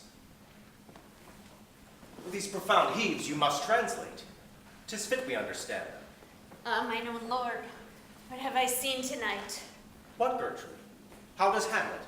Mad is the sea and wind, when both contend which is the mightier. In his lawless fit, behind the arras, hearing something stir, pulls out his rapier, cries, "A rat! A rat!" And in his brainish apprehension, kills the unseen good old man. Oh, heavy deed. It had been so with us had we been there. His liberty is full of threats to all. To you yourself, to us, to everyone. Alas, how should this bloody deed be answered? It will be laid to us whose providence should have restrained this mad young man. For we so loved young Hamlet that we protected him. Like the owner of a foul disease, to keep it from divulging, let it feed even on the pith of life. Where is he gone? To draw apart the body he hath killed. Gertrude, come away. The sun no sooner shall the mountains touch, but we will ship him hence. And this vile deed we must with all our majesty and skill both countenance and excuse. Ho, Guildenstern! Friends both, Hamlet in madness hath Polonius slain, and from his mother's closet hath he dragged him. Go, seek him out, speak fair, and bring the body into the chapel. I pray you hasten this. Come, Gertrude. We'll call up our wisest friends and let them know both what we mean to do and what's untimely done. Come away. My soul is full of discord and dismay.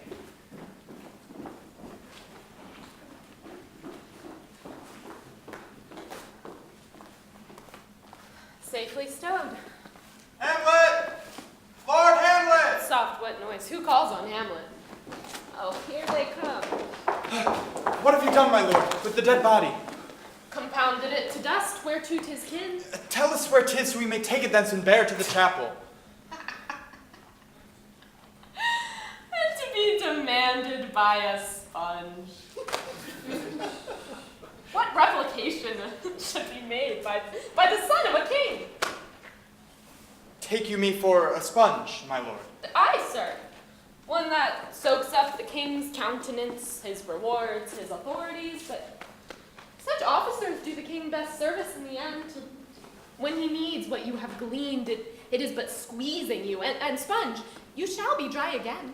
I understand you not, my lord. I am glad of it. A knavish speech sleeps in a foolish ear. My lord, you must tell us where the body is and go with us to the king. The body is with the king, but the king is not with the body. The king is a thing. A thing, my lord. Nothing! Bring me to him!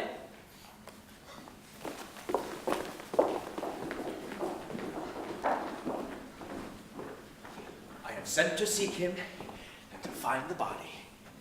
How dangerous it is that this man goes loose! How now? What hath befallen?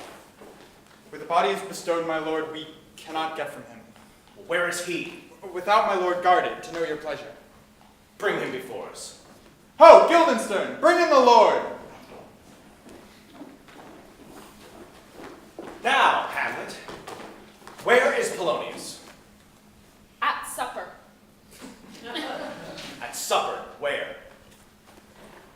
Not where he eats, but where he is eaten. A certain convocation of politic worms are eaten at him. That's the end.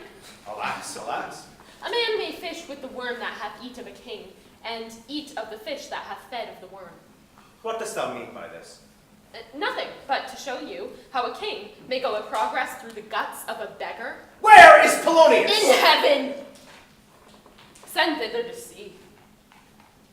If your messenger find him not there, seek him in the other place yourself.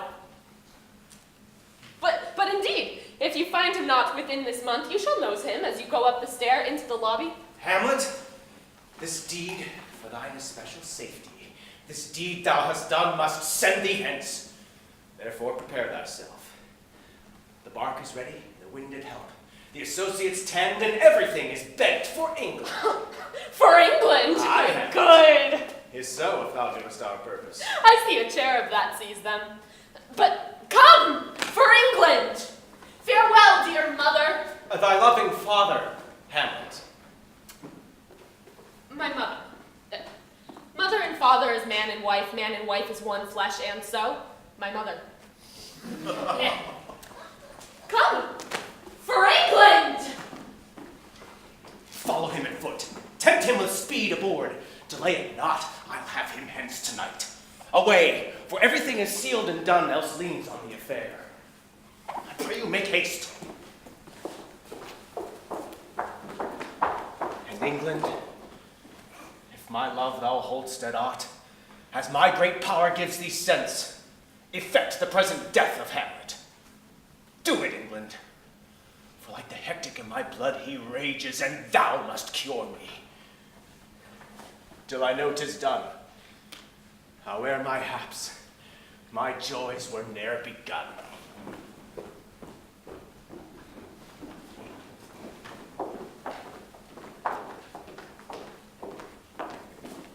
Will it please you to go, my lord? I'll be with you straight, go a little before.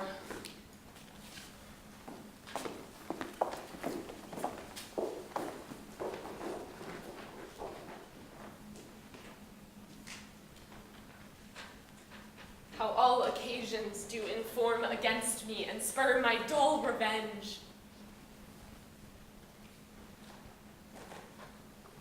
What is a man, if his chief good and market of his time be but to sleep and feed? A beast, no more. Sure, he that hath made us, with looking before and after, gave us not that capability and godlike reason to fuss in us unamused. Rightly, to be great is not to stir without great argument, but greatly to find quarrel when honor's at the stake. How stand I then? That have a father killed, a mother stained, excitements of my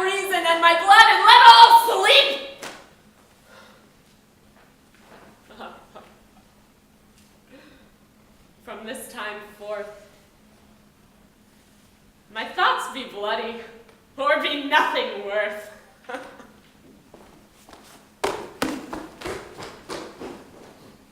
my sick soul, sin's true nature is, each toy seems prologue to some great amiss. So full of artness, jealousy is guilt. It spills itself in fearing to be spilt. Where's the beauteous majesty of Denmark? How now, Ophelia? How should I your true love know from another one? Oh, by his cockle hat and staff and his sandal shoon. Alas, poor lady, what imports this song? Say you. Then, pray you, mark. He is dead and gone, lady, he is dead and gone. At his head a grass green turf, at his heels a stone. Pray you, mark! White his shrouds, the mountain snow. Alas, look here, my lord. Larded all with sweet flowers, which, bow up to the grave, did not go with true love's showers. How do you, pretty lady? Tomorrow is St. Valentine's Day, all in the morning betime, and I am made at your window to be your Valentine. And up he rose and dawn was closed, and up the chamber door, but in the maid that out a maid never departed more. Pray, Ophelia, how long hath she been thus?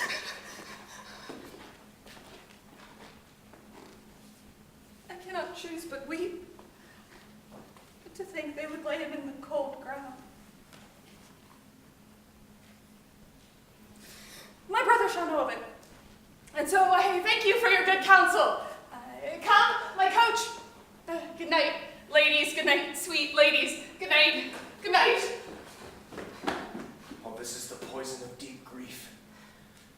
It springs all from her father's death, and now, behold, Gertrude.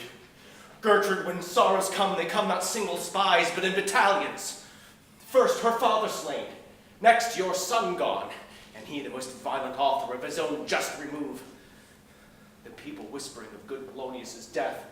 Poor Ophelia, divided from herself and her fair judgment, without the which we were pictures or mere beasts.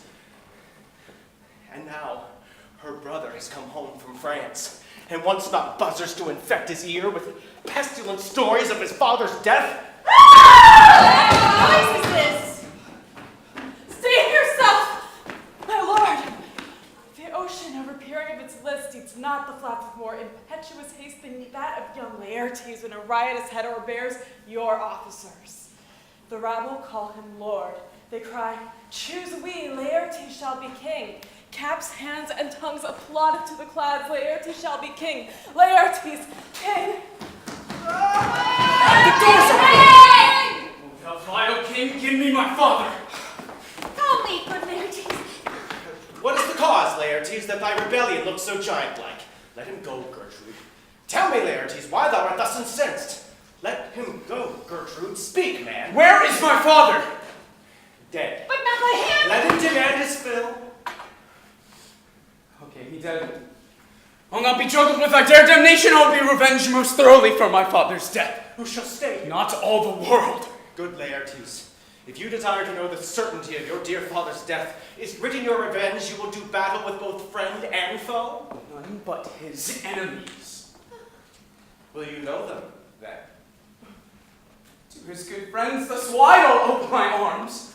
Why, now you speak like a good child, and a true gentleman. That I am guiltless of your father's death, and am most sensibly in grief for it, shall appeal level to your judgment as day does to your eye.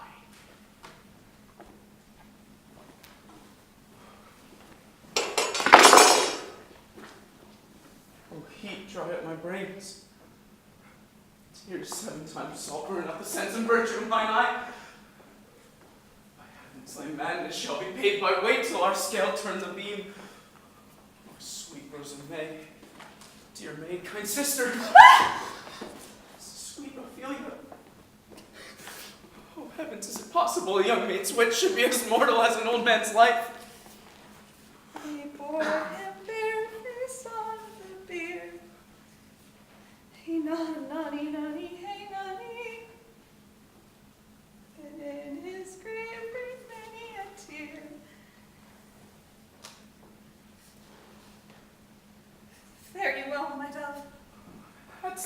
violence and did persuade revenge, it could not move thus.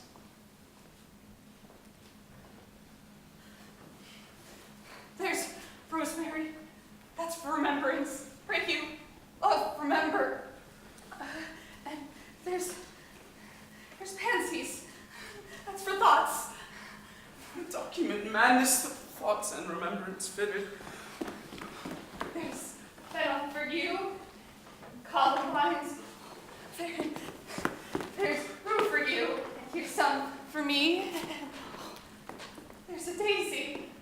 I would give you some violets. But they withered all when my father died. They say he made a good end. And will he not come again? And will he not come again? No. No, he is dead. Go to thy deathbed. He never will come again. His beard was as white as snow, flaxen as his poll. He is gone. He is gone. And we cast away moan. God have mercy on his soul.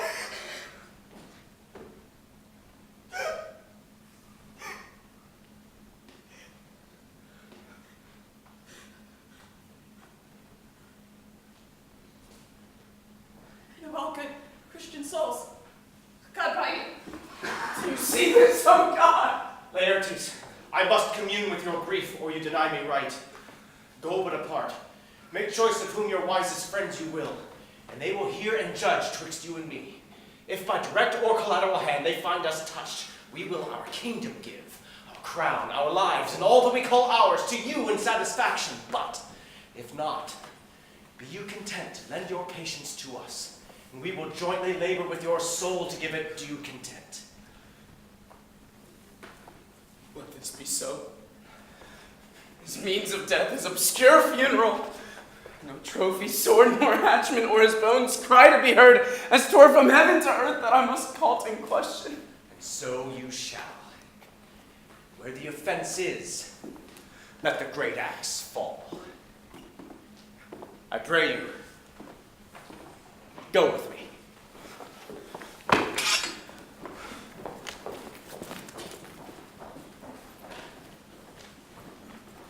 What are they that would speak with me? Seafaring men, sir. They say they have letters for you. Let them come in. Do not know from what part of the world I should be greeted, if not from Lord Hamlet. God bless you, sir. Let him bless me too. He shall, sir, and it please him.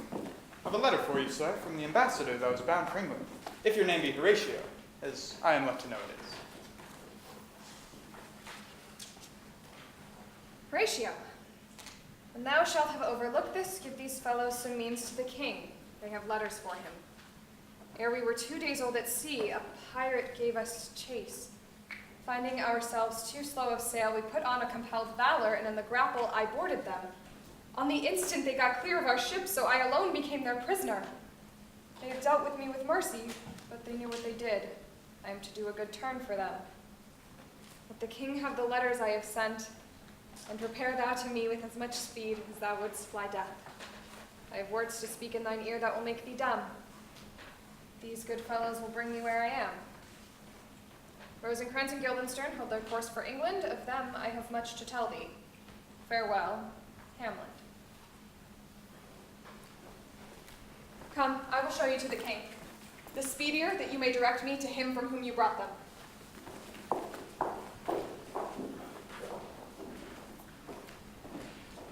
Now, you must put me in your heart for friend. For as you have heard, and with a knowing ear, that he whom your noble father slain pursued my life. It well appears, but tell me why you proceeded not against these feats so criminal and so capital in nature. 'Tis for the love the Danish people bear him. Convert his faults to graces, so that my arrows, too lightly timbered for so loud a wind, would have reverted to my bow again, and not where I had aimed them. And so have I a noble father lost. A sister driven into desperate terms. But my revenge shall come. How now, what news? Letters, my lord, from Hamlet. This to your majesty, and this to the queen. From Hamlet? Who brought them? Sailors, my lord, they say. I saw them not. Laertes, you shall hear it. Leave us. High and mighty, you shall know I am set naked on your kingdom. Tomorrow shall I beg leave to see your kingly eyes, when I shall recount the occasion of my sudden and more strange return. Hamlet. What should this mean? Know you the hand? 'Tis Hamlet's character. Can you advise me?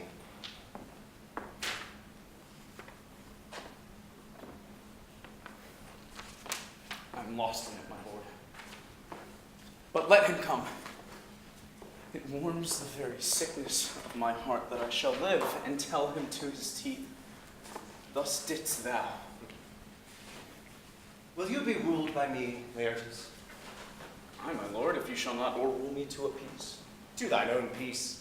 I will work him to an exploit now ripe in my device, where he shall not choose but fall. And his death, even his mother would call it an accident. My lord, I shall be ruled. The rather, if you could devise it so that I might be the organ. It falls right. You have been talked of since your travel much, and that in Hamlet's hearing, for a quality wherein they say you shine, and for your rapier most especial. 'Tis cried out 'twould be a sight indeed if one could match you. Sir, this report of you did Hamlet so envenom with his envy that he could nothing do but wish and beg your sudden coming or to play with you. Now, out of this. What out of this, my lord? Laertes, was your father dear to you? Or are you like the painting of a sorrow, a face without a heart? Why ask you this, my lord? What would you undertake to prove yourself indeed your father's son more than in words? To cut his throat in the church. Revenge should have no bounds. But good Laertes, will you do this? Keep close within your chamber. Hamlet return shall know you have come home. We'll put on those who will praise your excellence and wager o'er your heads. He, being remiss, most generous, and free from all contriving, will not peruse the foils, so that with ease, or with a little shuffling, you may choose a sword unbaited, and in a passive practice, requite him for your father. I will do it. For that purpose, I'll anoint my sword. But an ointment of a mountebank so mortal that, but dip a knife in it where it draws blood, no man can be saved who is but scratched withal. I'll touch my point with this contagion that, if I gall him slightly, it shall be death. If this should fall, and our drift look through our bad performance, 'twere better not essayed. Therefore this project should have a bat or second that may hold if this did last it through. Soft, let me see. When in your motion you are hot and dry, as make your bouts more violent to that end, and if he calls for drink, I'll have proffered him a chalice for the nonce, whereon but sipping, if he by chance escape your venom stuck, our purpose may hold there. But stay, what noise? How now, sweet lady? One woe doth tread upon another's heels, so fast they follow. Your sister's drowned, Laertes. Drowned?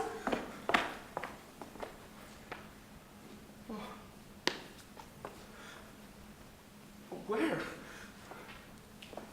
There is a willow grows aslant the brook that shows his hoary leaves in the glassy stream. There with fantastic garlands did she make of crowflowers, nettles, daisies, and long purples. There on the pendant boughs, her coronet weeds clambering to hang, an envious sliver broke, when down her weedy trophies and herself fell in the weeping brook. Her clothes spread wide and mermaid-like the while they bore her up, which time she chanted snatches of old lauds, as one incapable of her own distress, or like a creature native and endued unto that element. But long it could not be, till then her garments, heavy with their drink, pulled the poor wretch from her melodious lay to muddy death. Alas, then she is drowned. Drowned. Drowned. Too much water hast thou, poor Ophelia. Thus I forbid my tears. I have a speech of fire that fain would pray, but this folly drowns it. Let's follow Gertrude. How much I had to do to calm his rage. Now, for your eye, this will give it start again.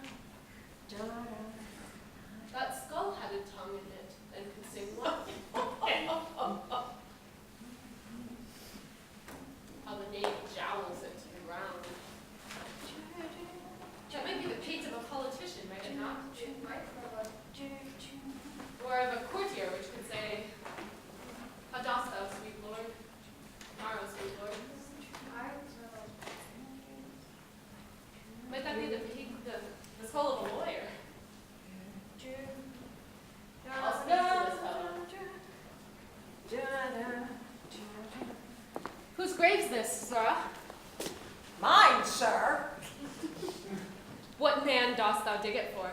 For no man, sir. What woman, then? For none neither. Who is to be buried in it? One that was a woman, sir. But rest her soul, she's dead. Absolute benavis. How long hast thou been a grave maker? Of all the days in the year, I came to it the very day that young King Hamlet was born. That he that is mad, and Prince Hamlet, he that is mad and sent into England. Aye. Mary, why was he sent into England? Why, because he was mad. He shall recover his wits there, or if he do not, 'tis no great matter there. Why? 'Twill not be seen in him there. There the men are as mad as he. How came he mad? Very strangely, they say. How strangely? By losing his wits. How long will a man lie in the earth ere he rot? Faith, if he be not rotten before he die, as we have many pocky corpses that will scarce hold the laying in, he will last you some 8 year or 9 year. A tanner will last you 9 year. Why he more than another? Why, sir, his hide is so tanned with his trade, he will keep out water a great while. And your water is a sore decayer of your dead body. Here's a skull now. This skull hath lain you in the earth 23 years. Whose was it? Whose do you think it was? Nay, I know not. This same skull, sir, was Yorick's skull, the king's jester. This? Ain't that? Let me see.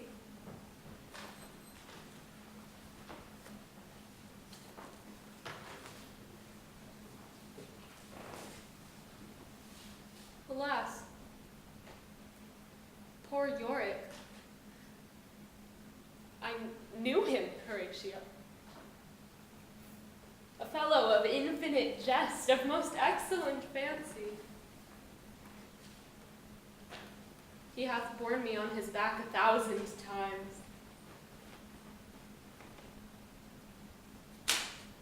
Where be your jibes now? Your songs, your flashes of merriment that were wont to set the table on a roar? Not one now to mock your own grinning? But soft a while. Here comes the king, the queen, and the courtiers. Who is this they follow?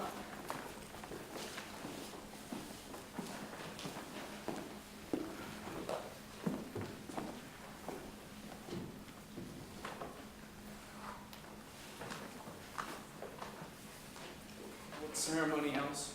That is Laertes, a very noble youth, Mark. What ceremony else? Her obsequies have been as far enlarged as we have warranty. Her death was doubtful, and but that great command or sways the order, she should in ground unsanctified have lodged till the last trumpet. Must there no more be done? No more be done. We profane the service of the dead to sing a requiem and such rest to her as to peace parted souls. Lay her in the earth, and from her fair and unpolluted flesh may Pilate spring. Until the churlish priest a ministering angel shall my sister make, when thou liest howling. What? The fair Ophelia?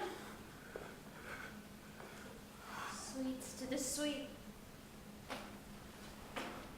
Farewell. I hoped thou shouldst have been my Hamlet's wife. Thought thy bride bed to have decked sweet maid, and not have strewed thy grave. Oh, trouble, woe! Fall 10 times trouble on that cursed head whose wicked deed thy most ingenious sense deprived thee of. Hold off the earth a while, till I've caught thee once more in my arms. Now pile your dust upon the quick and dead! What is he, whose grief bears such an emphasis, whose phrase of sorrow conjures the wandering stars and makes them stand like wonder-wounded hearers? This is I, Hamlet the Dane. The devil take my soul! I will fight with him upon this theme until my eyelids no longer wag! Oh, my son, what theme? I love Ophelia!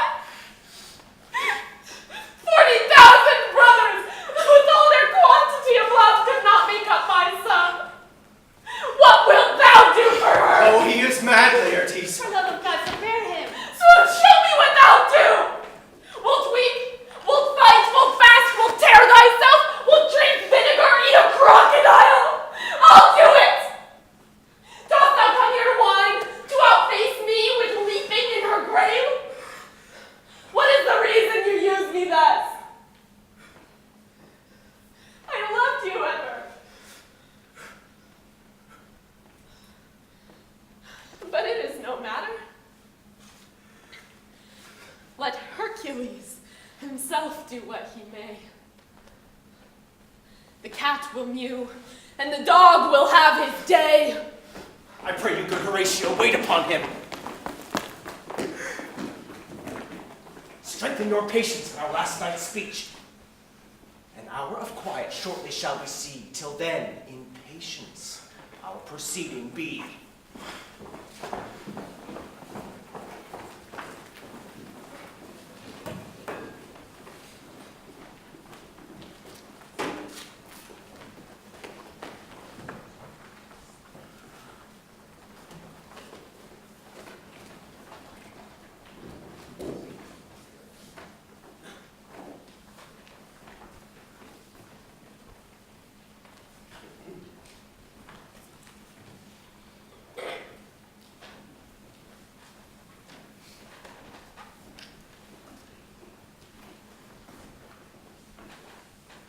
There's a divinity that shapes our ends. Rough hew them how we will. That is most certain. Sir, in my heart there was a kind of fighting that would not let me sleep. Up from my cabin, my sea gown scarfed about me, in the dark groped I to find out them. Had my desire fingered their packet, and in fine withdrew to mine own room again. I then unsealed their royal commission, where I found Horatio.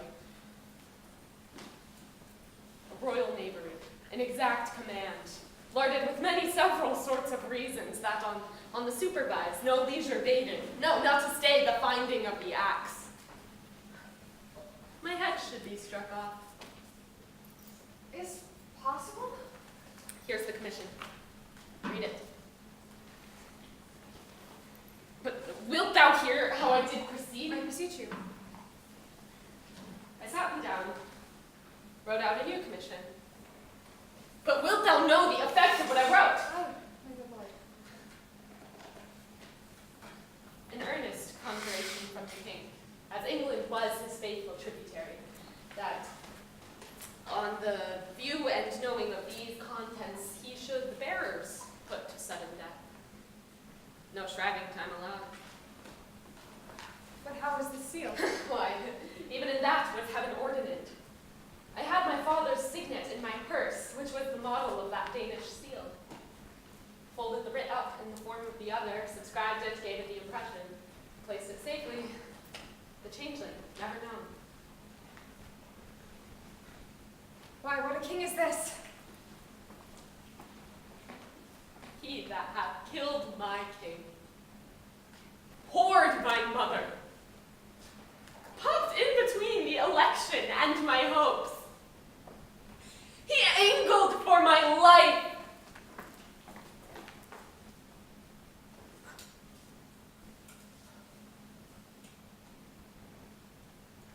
Is it not right to quit him with this arm? It must be shortly known to him from England what is the issue of the business there. It will be short. The interim is mine. But I am very sorry, good Horatio, that to Laertes I forgot myself. I'll court his favors. But sure, the bravery of his grief did send me into a towering passion. Who comes here? Your lordship is right welcome back to Denmark. I humbly thank you, sir. Dost know this waterfly? No, my good lord. Sweet lord, if your lordship were at leisure, I should impart a thing to you from his majesty. I will receive it, sir, with all diligence of spirit. Your bonnet, to his right use, 'tis for the head. I thank your lordship, it is very hot. No, believe me, it is very cold. The wind is northerly. It is indifferent cold, my lord, indeed. Yet, methinks it's very hot and sultry for my complexion. Exceedingly, my lord, it is very sultry. But, sir, the king bade me signify to you that he had laid a great wager on your head. Sir, I beseech you, remember. Nay, good my lord, for my ease and good faith. Sir, here is newly come to court, Laertes. Believe me, an absolute gentleman. Indeed, to speak sellingly of him, he is the card or calendar of gentry, for you shall find in him the continent of what part a gentleman would see.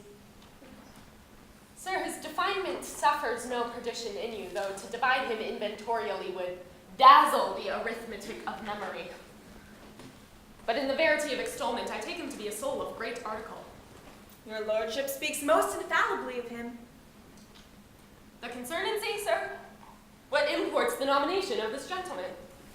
Of Laertes? His purse is empty already, else golden words are spent.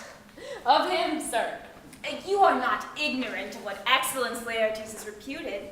Indeed, for his weapon they say he is unfellowed. What's his weapon? Rapier and dagger! That's two of his weapons, but well. The king, sir, hath wagered with him 6 Barbary horses, against the which Laertes has impawned, as I take it, 6 French rapiers and poniards. The king hath laid that in a dozen passes between yourself and him, he shall not exceed you 3 hits. The king hath laid on 12 for 9, and it would come to immediate trial if your lordship would vouchsafe the answer.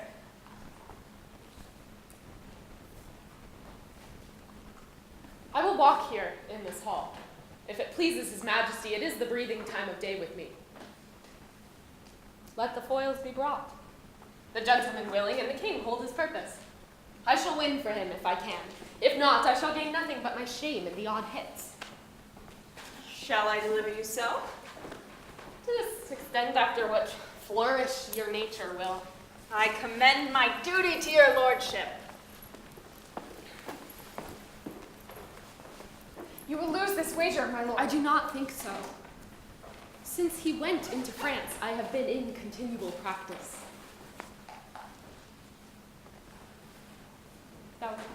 Thou wouldst not think how ill all's here about my heart.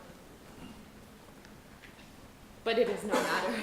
Good my lord. It is but foolery. But it's troubling, nonetheless. If your mind dislike anything, obey it. I will forestall the repair hither and say you are not fit. Not a whit! We defy augury. There's a special providence in the fall of a sparrow. If it be now, 'tis not to come. If it be not to come, it will be now. If it be not now, yet it will come. The readiness is all. Since no man knows aught of what he leaves, what is it to leave the times? Let be. My lord, his majesty sends to know if your pleasure holds play with Laertes, or that you will take longer time. I am constant to my purposes. They hold the king's pleasure. If his fitness speaks, mine is ready, now or whensoever, provided I be so able as now. The king and queen and all are coming down. In happy time. The queen desires you to use some gentle entertainment with Laertes before you fall to play. She well instructs me.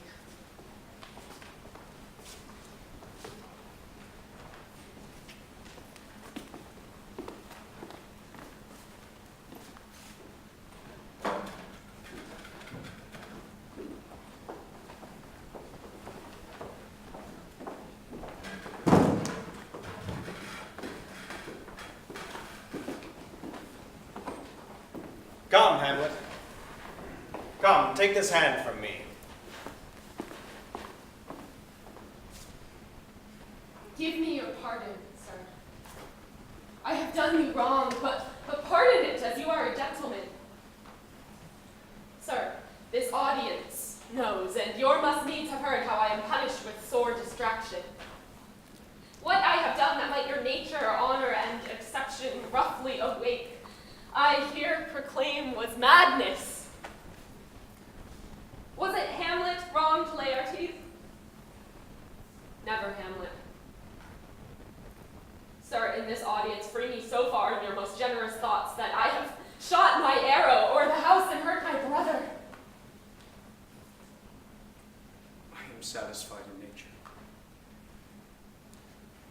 I do receive your offered love like love, and will not wrong it. Then come, one for me. Bring them the foils, Osric. Cousin Hamlet, you know the wager? Very well, my lord. Your grace has laid the odds on the weaker side. I do not fear it. I've seen you both. But since he is better, we have, therefore, odds. This is too heavy. Let me see another. This likes me well. Have all these foils a length? Aye, my lord. Give me the cup. And now let the kettle to the trumpets speak. The trumpets to the cannoneers without, the cannons to heaven, the heaven to earth. Now the king drinks to Hamlet. Come, begin. And you, the judge, bear thou a wary eye.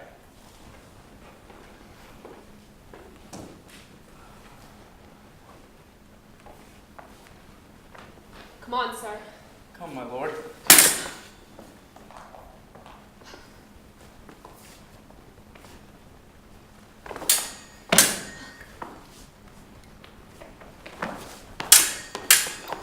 No! Judgment! A hit, a very palpable hit. Hamlet, here's to thy health. Give him the cup. I shall play this bout first, set it by a while. Come.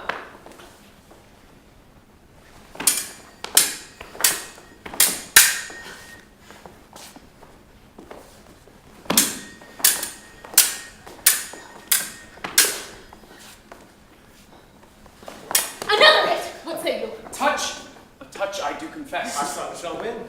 He's fat and scant of breath. Here, Hamlet, take my napkin, rub thy brows. Queen, carouses to thy fortune. Good madam. Gertrude, do not drink.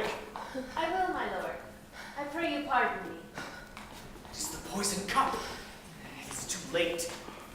I dare not drink yet, madam, by and by. Come, let me wipe thy face. I'll hit him now, my lord!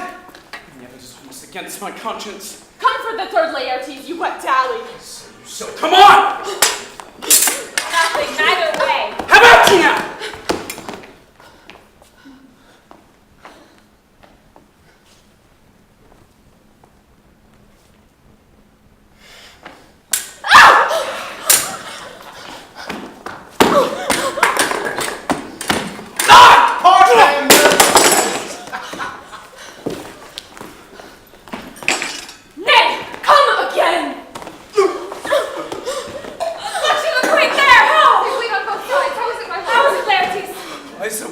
Mine own springe, Osric, justly killed by mine own treachery. How does the queen? She swoons to see them bleed. No. No! The drink. The drink. Oh, my dear Hamlet, the drink. The drink. I am poisoned. Villainy! Let the door be locked! Treachery! Seek it out! It is here, Hamlet. Hamlet, thou art slain. No medicine in the world can do thee good. In thee there is not half an hour of life. The treacherous instrument is in thy hand, unbathed and envenomed. The foul practice hath turned itself on me, lo. Here I lie, never to rise again. Thy mother is poisoned. I can no more. The king! The king's to blame! The pointed venom too. Then venom. Do thy work. Treason! Treason! Treason! Oh, you defend me, friends! I am unhurt! Here! Thou murderous, incestuous, damned Dane! Drink of this potion, follow my mother! He is justly served! He's a poison temper of himself.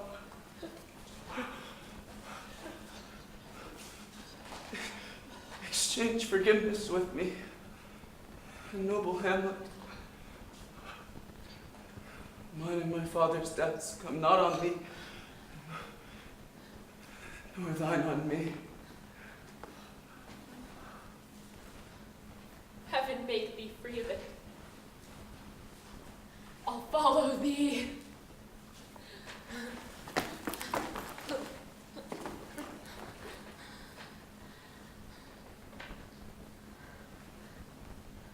I am dead, Horatio. Wretched queen, adieu.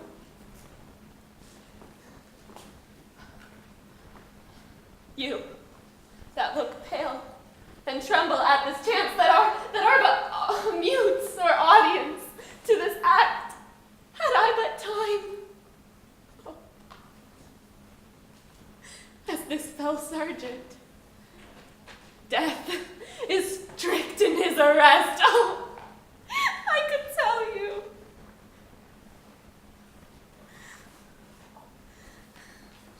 But let it be. Horatio, I am dead. Thou livest. Report me and my cause aright to the unsatisfied. Never believe it. I am more an antique Roman than a Dane. Here's yet some liquor left. As thou art a man, give me the cup! Let go, by heaven, I'll have it!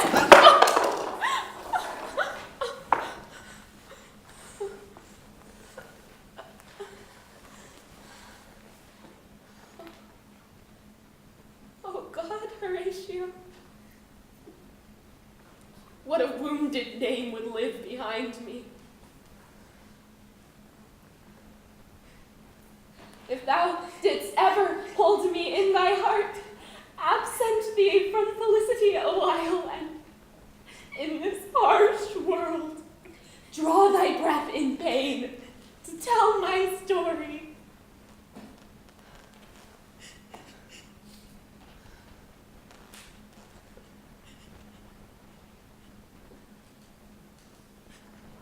I die, Horatio.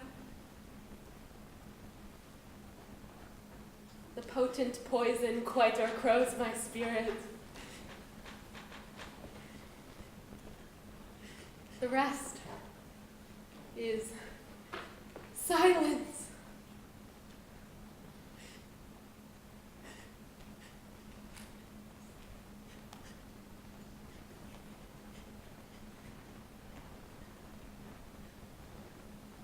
No cracks a noble heart.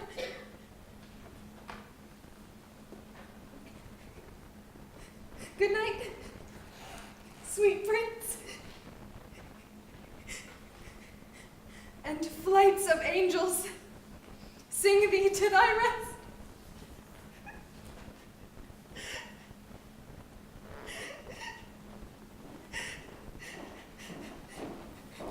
Ambassadors from England and Norway, sir. Where is this sight? What is it you will see? If aught of woe or wonder cease your search. This quarry cries on havoc. O proud death, what feast is toward in thine eternal cell that thou so many princes at a shot, so bloodily hast struck? The sight is dismal, and our affairs from England come too late. The ears are senseless that should give us hearing to tell him his commandment is fulfilled. The Rosencrantz and Guildenstern are dead. Where should we have our thanks? Not from these mouths.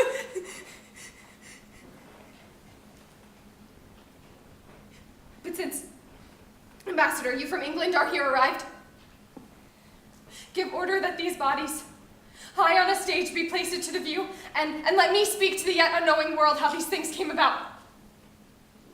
So shall you hear of carnal, bloody, and unnatural acts of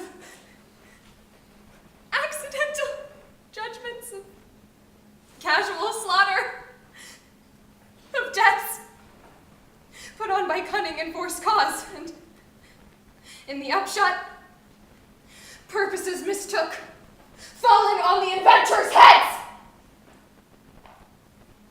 All this can I truly deliver. Let us haste to hear it, and call the noblest to the audience. Of that I shall have also cause to speak. Now, while men's minds are wild, lest more mischance of plots and errors happen, let four captains bear Hamlet like a soldier to the stage. For he was likely, had he been put on, to have proved most royal. And for his passage, the soldier's music and the rites of war speak loudly for him.